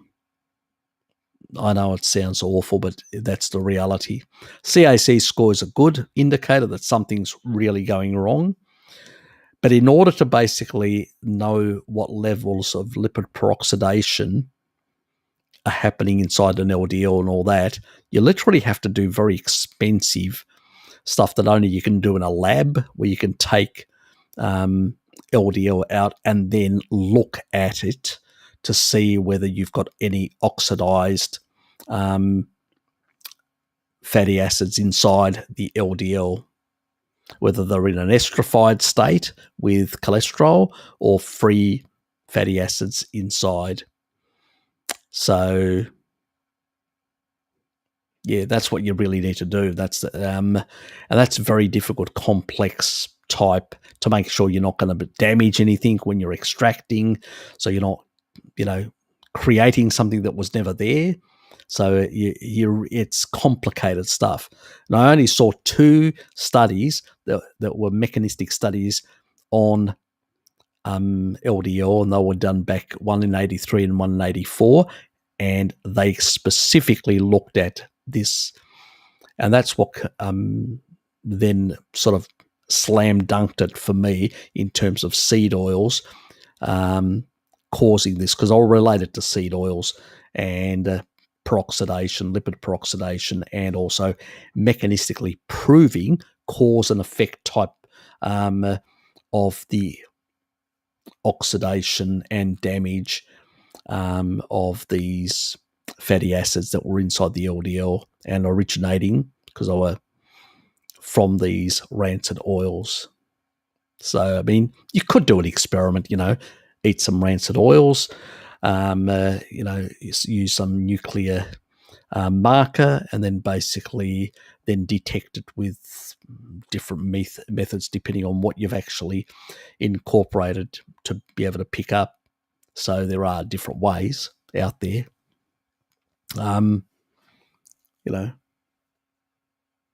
So that would, but this is difficult sort of stuff. Standard panels will never do this sort of stuff. So why do basically low carb doctors do this sort of stuff? Well, generally speaking, when you're in a westernized, you're eating stuff in the US or Europe or Australasia, most of the people, what are they doing? They're eating packaged foods. What's in packaged foods? A lot of refined sugar and rancid oils. So when you do find that under those circumstances, that lipid profile of those so-called atherogenic particles, they're not really atherogenic. If you were to basically eat, let's say, nuts that have certain plant fats, and you were to eat certain other foods like that, you could end up with a very similar profile, but no atherogenicity. Obviously, on such a diet, you'd have, because of a lot of anti-nutrients and all that, you'd have the anti-nutrient side, problems with your gut, the reactions and all that, some of the lectins and, tannins and everything else that the plants have wonderful things that really your gut doesn't love. But at the same time, it's not going to cause this, going to cause nutrient deficiencies and other things, because it's going to sort of prevent certain things getting in, but it's not going to cause the sort of atherogenicity that we notice in somebody eating shit, rancid crap. and all that, because they've been, we look at past populations that have consumed certain of these foods, and we didn't see cardiovascular disease. We didn't see cancer. We may have seen shorter lifespans because they weren't eating species appropriate, or they weren't getting good nutrition. But we didn't see basically, and people like that will run a higher turnover of cells, which means that telomeres will shorten much faster, and that's why they won't see this longevity in that regard. But we won't see those sort of diseases we see in the westernized populations, because basically we're eating crap that's come out of a factory. That's the problem. And so what these are is false associations. So you've got an association with a marker. We're in a different population which is not eating something out of a factory, would end up with the same marker, but one would basically be damaged from these rancid sort of foods, and the other wouldn't be. So you may actually end up concluding that they're both sick when they're not, when only one of them is, the one on the processed crap that's actually causing a lot of this damage. So that's the problem where we lie, here. So it's, a lot of this sort of stuff, you have to consider the food environment, not just the composition. Composition may give you the same profile, but the food environment being completely different may give you a different result, an end result, in terms of CVD, cancer, and whatever else of the modern melees of disease profile. So is there a concern of xenoestrogens accumulation from eating conventional corn-fed, blah, blah, blah, and all that? Oh, look, there's a lot of xenoestrogens in our environment from a lot of different sources. Plants, certain types of compounds that can be found in some animals as well, but they're not very much, because most of the animals have got detox capacity to detox these things. So the threshold is much lower in these animals, even if they eat these inappropriate foods. In the plants, it's much higher, but also it's in our environment. Plastics, the lining of our floors, carpets, it's plenty to go around. A species-appropriate diet will help to reduce some of this sort of stuff. I usually encourage people to eat more eggs because I'll get more choline, and choline helps to methylate away estrogen excess levels. So it can actually reduce some of this sort of stuff. Taurine also helps as well. So especially eat plenty of meat, you should get enough taurine. But if you're older, you may have less biosynthesis capacity, so you may need to supplement, especially in our current environment. In the past, we didn't need to. Because one, our endogenous conversion didn't collapse like it does nowadays, but that's because we've damaged our bodies, and our bodies become less efficient at doing these conversions because they're trying to repair everything else and doing too many other tasks in a reduced energy state. So that's why all these things pack it in. But in a sort of an ancestral healthy type state, you don't usually get these, and you don't get those levels of exposure. So I do encourage people to, if they're exposed to a lot of xenoestrogens, to up their choline levels and to also up their taurine levels. Mainly try and get it from food, but if you're in that older age bracket, you may need to supplement a bit as well.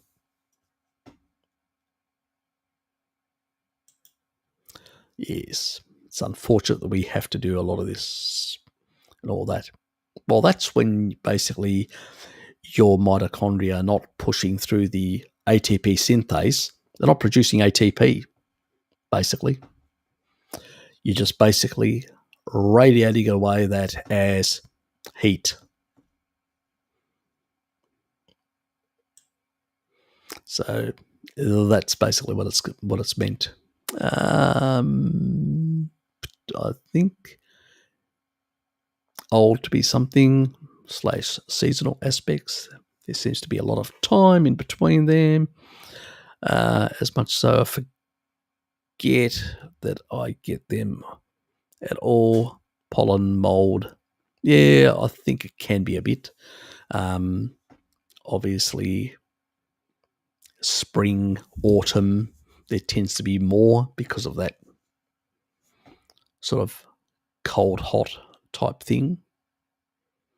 Tends to be a bit.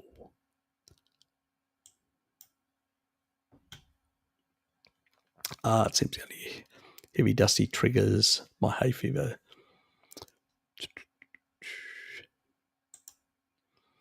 Yep. Indeed.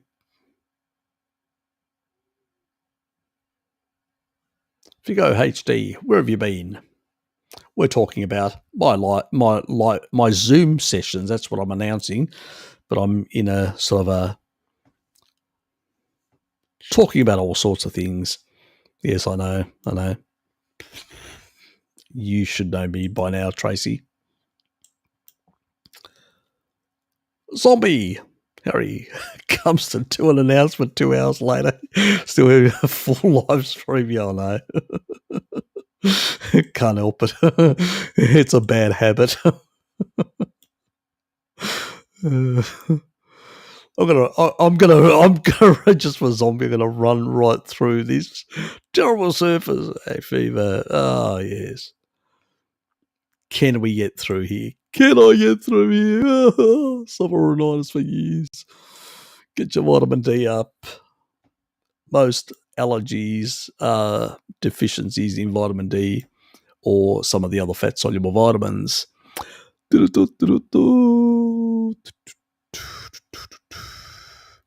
Yes, great. Zoomy, zoom. You should know the Advanced Orthomolecular Research, AOR, and search, and they've got the menaquinone 4. So that one, and the other one is the Carlson one, which is the 5 milligram one, because the other one's the 15. That's it. You can find them on iHerb.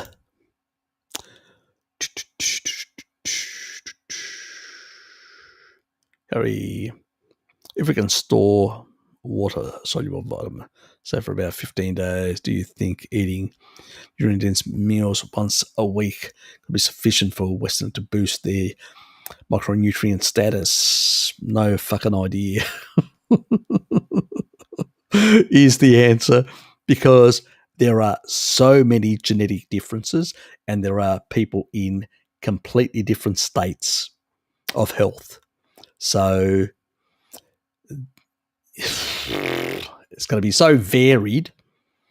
Absolutely. So absolute healthy person with no problems whatsoever, absolutely zilch problems, could probably get away with 2 big nutrient-dense meals a week. And why do I say that? Is because there is a group in the Amazon that basically eats every 3rd day.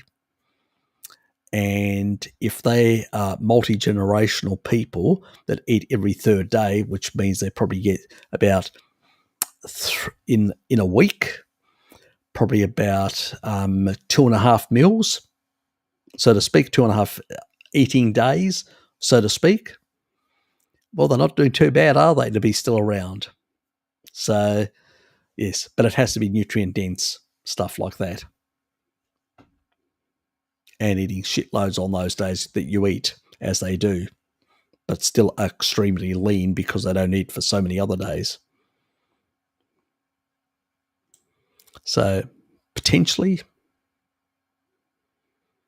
But if you're unhealthy, if you've been on a Western diet and you've got a lot of underlying issues,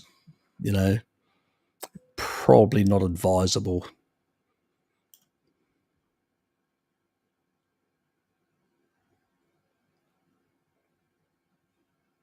Because you're basically taking in so much cholesterol that the body's going we don't have to produce any and export it out through LDL, VLDL, and as it shrinks, offloading triglycerides, fats, you basically end up with more and more concentrated cholesterol. So in those little boats that float around, those lipoprotein boats. But when you actually take in quite a bit, you end up producing massive amounts of chylomicrons at the, gut, on the other side of the gut wall. And pretty much that extra chylomicron load that you have, you end up with quite a bit going around. So the body goes, we've got shitloads of energy that's gone around. We don't need to export much VLDL. So you get a certain level of excess. And you also get an excess in terms of cholesterol as well. So even the synthesis is less. So the amount going into those is much less being exported out of the liver because the requirements go down. The body senses all this sort of stuff. But because we're not measuring chylomicrons and we're not measuring any or the remnants or anything like that, some people are recently measuring the remnants, but we don't measure chylomicrons. We miss all that other energy and cholesterol that's being trafficked. And so that's the reason why. The reality is these things are energy transport systems and do some repair in some cases, especially as LPA, LP little a, with their long tail to basically stitch things up. It's a hero, not a villain. The villain is the shit that you've put in your mouth, creating the problem to force LP little a to emerge. And all animals that basically do not endogenously produce vitamin C, produce uric acid as an antioxidant, and LP little a. Animals that produce vitamin C produce no LP little a. That should tell you that basically uric acid and LP little a are playing critical roles. And they're not villains. Yes, unless you're a crackpot, and then they are.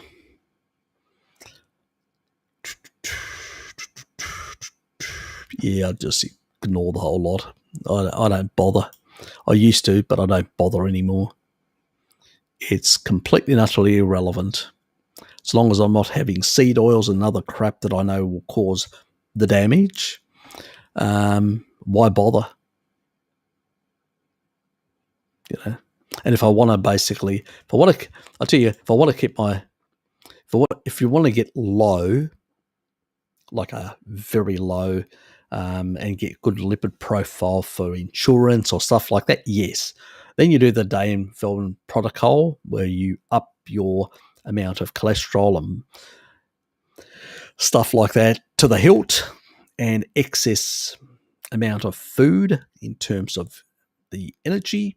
And what it does is it basically lowers the LDL. So, yeah. And you get a good result for your insurance company.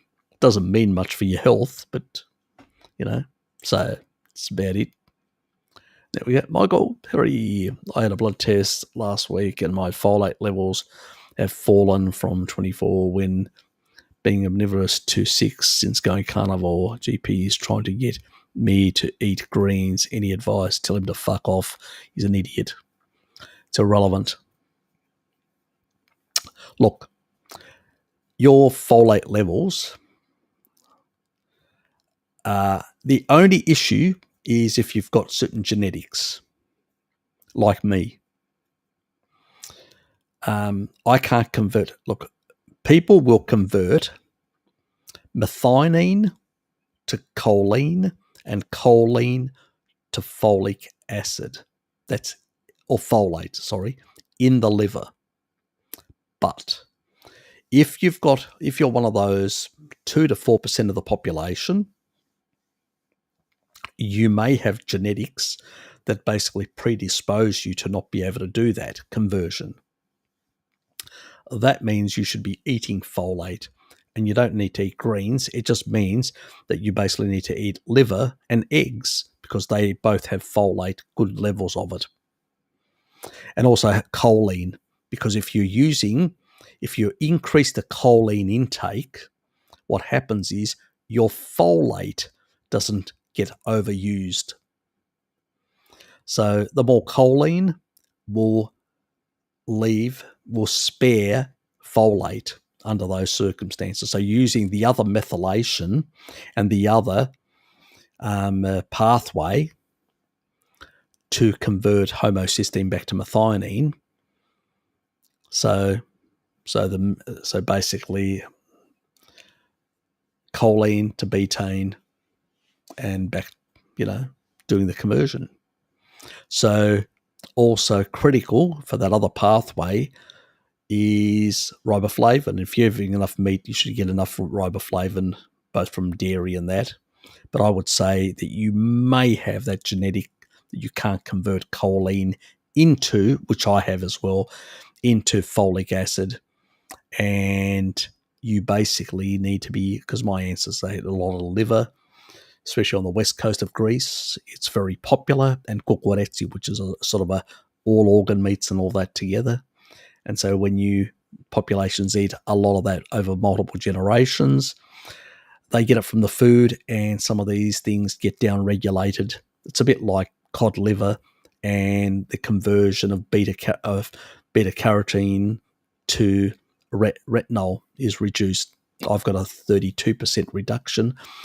Others have, like the Irish in particular, or people in the British Isles, have also quite a substantial reduction again, because they were getting it in the diet.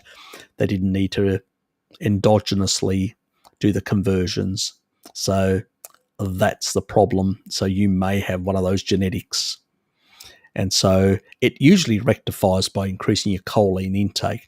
Now you can supplement choline, or you can eat more eggs, which are full of choline and have also folate, or have a bit extra liver in that regard. And if you're going to go for liver, go for lamb or stuff like that, which has less retinol compared to the other stuff.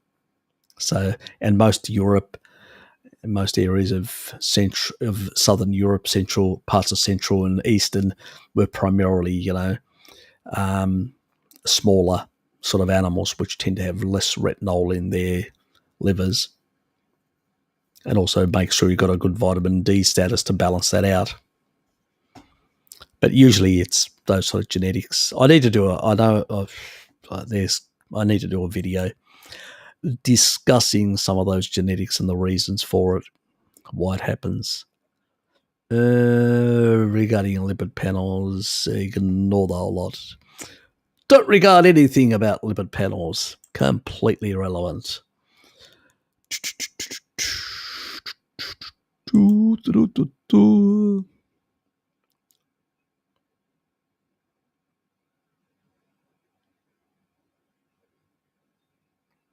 Oh, look, you're going to find plenty of people with all sorts. Salt's not an issue as long as you're in a low carbohydrate state.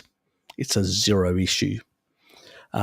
If you don't consume as much, your antidiuretic hormones are upregulated to reduce the secretion, and you recycle more. But you end up using 70% of your energy, ATP, in the kidneys to recycle uric acid and sodium. There is a downside. You're actually putting additional workload on your kidneys. Now, we've got no research in this area whether that's a good thing or a bad thing. if you're eating and you're in a low insulin state, you're not going to retain, and you're just going to dump naturally. So the body will just dump any excess salt, not an issue. And we know from low carbohydrate states that some of the Japanese and Koreans are, and they eat shitloads of salt. And our ancestors in the past, to preserve foods, consumed 10 times what we consume today. They didn't have the high blood pressure or any of these issues because they weren't engaging in the Randall cycle, and they weren't causing these other problems. So it's completely nonsense, this whole. And if you take a look, centenarians consume quite a bit of salt. If you take a look at basically tribal groups that don't consume a lot of salts, there's not a centenarian amongst them. They have shorter lives. Not a good thing. So even the Maasai know that, and they consume the blood of animals. Yes, those bloodthirsty Maasai, as the British called them.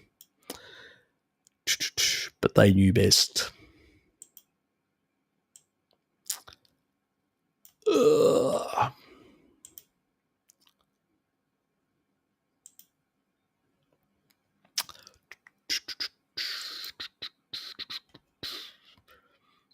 Yes, my impromptu stuff, Tom, you should know by now.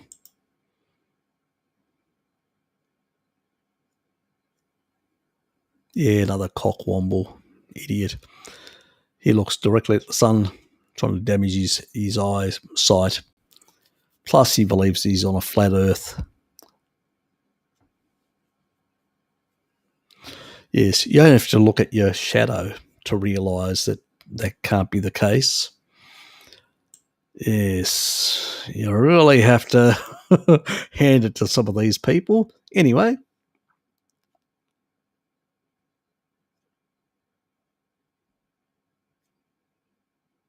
Yes. They used to pay Roman soldiers in salt.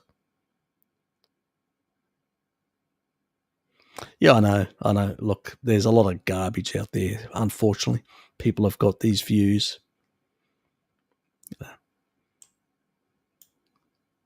In a high insulin state, you will retain. Even Walter Kempner, the video that I did with Pim, I covered this about a high carbohydrate, low fat diet. You got to eliminate the salt because you're going to cause, because of the high insulin, a lot of water retention. He understood that because you recycle 100%. So you can't take any electrolytes in. That means magnesium, potassium, and sodium. Zilch. That's what Walter recommended. Only he used to supplement them iron. And he only did that for a year until they...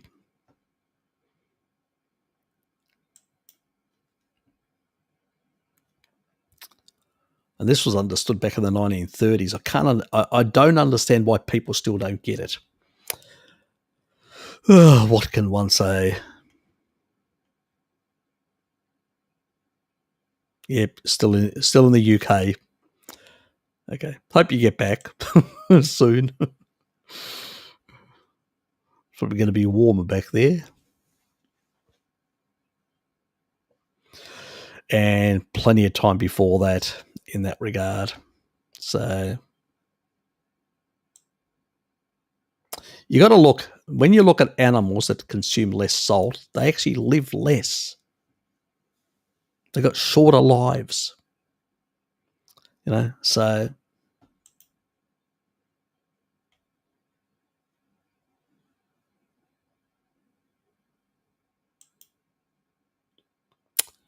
yes. Yeah, I probably should pull the plug at this stage. Zombie was right. I got a bad habit, haven't I, Zombie? A really bad habit.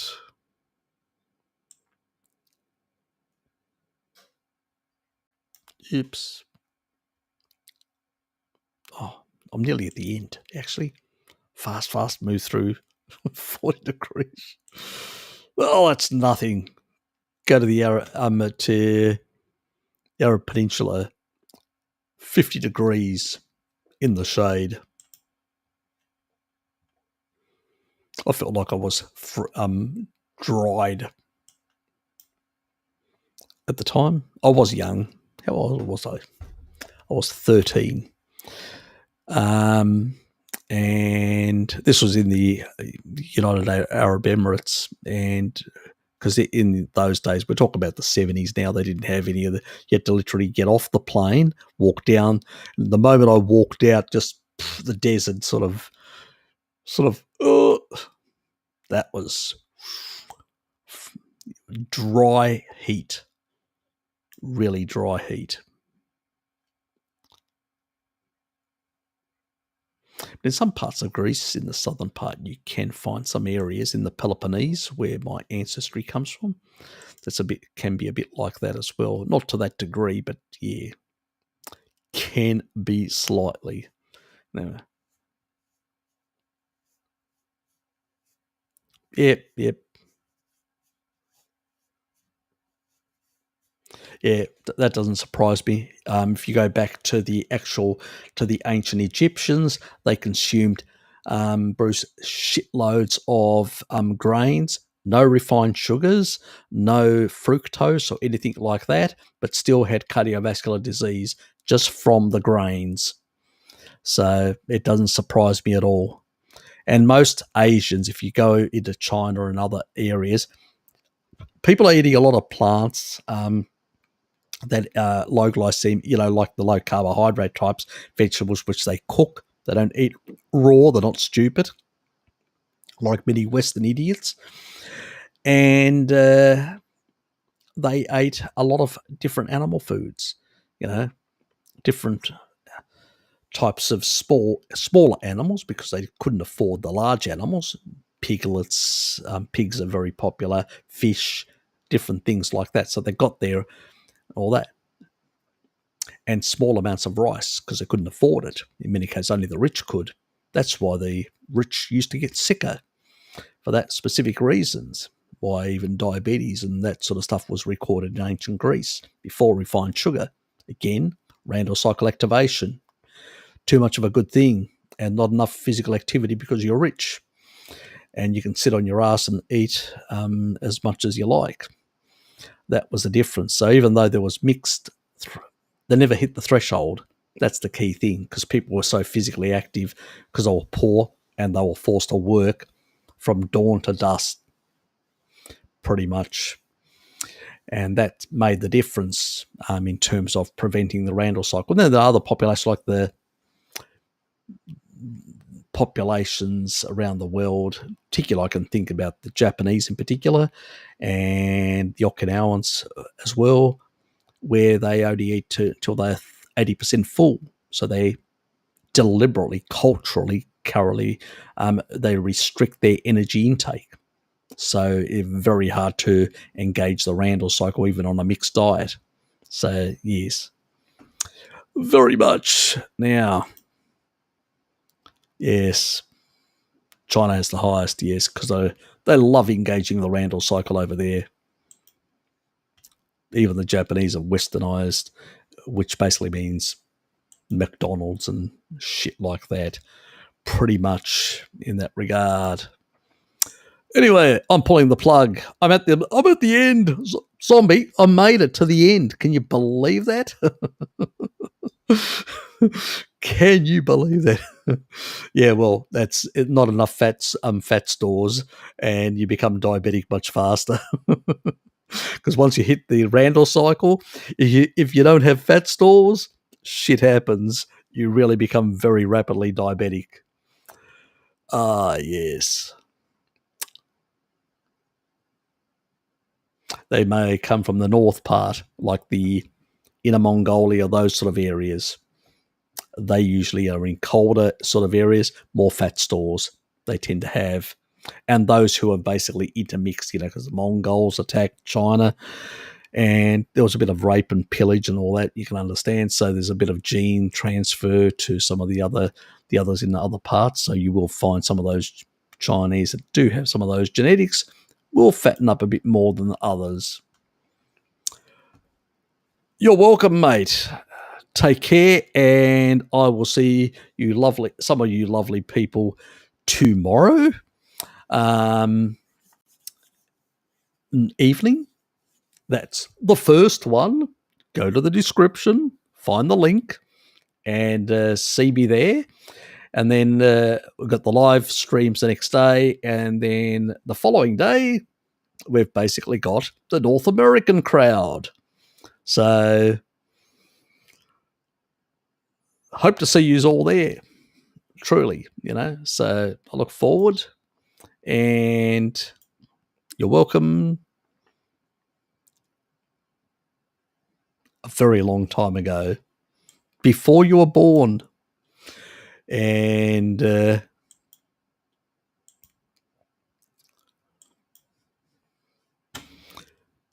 thanks, Zombie. Thank you. Yes, from me. And I will see you lovely people in the not too distant future. So take care. And it's 1:30 here, 1:35 to be more precise. I better get to bed, basically, because I've got to get up tomorrow and go down to Salamanca with my brother Sean and his partner. Yes, I know Luba will. She gets up quite early, that lady. Yes. So I better get going. Anyway, I'm out of here. See yous.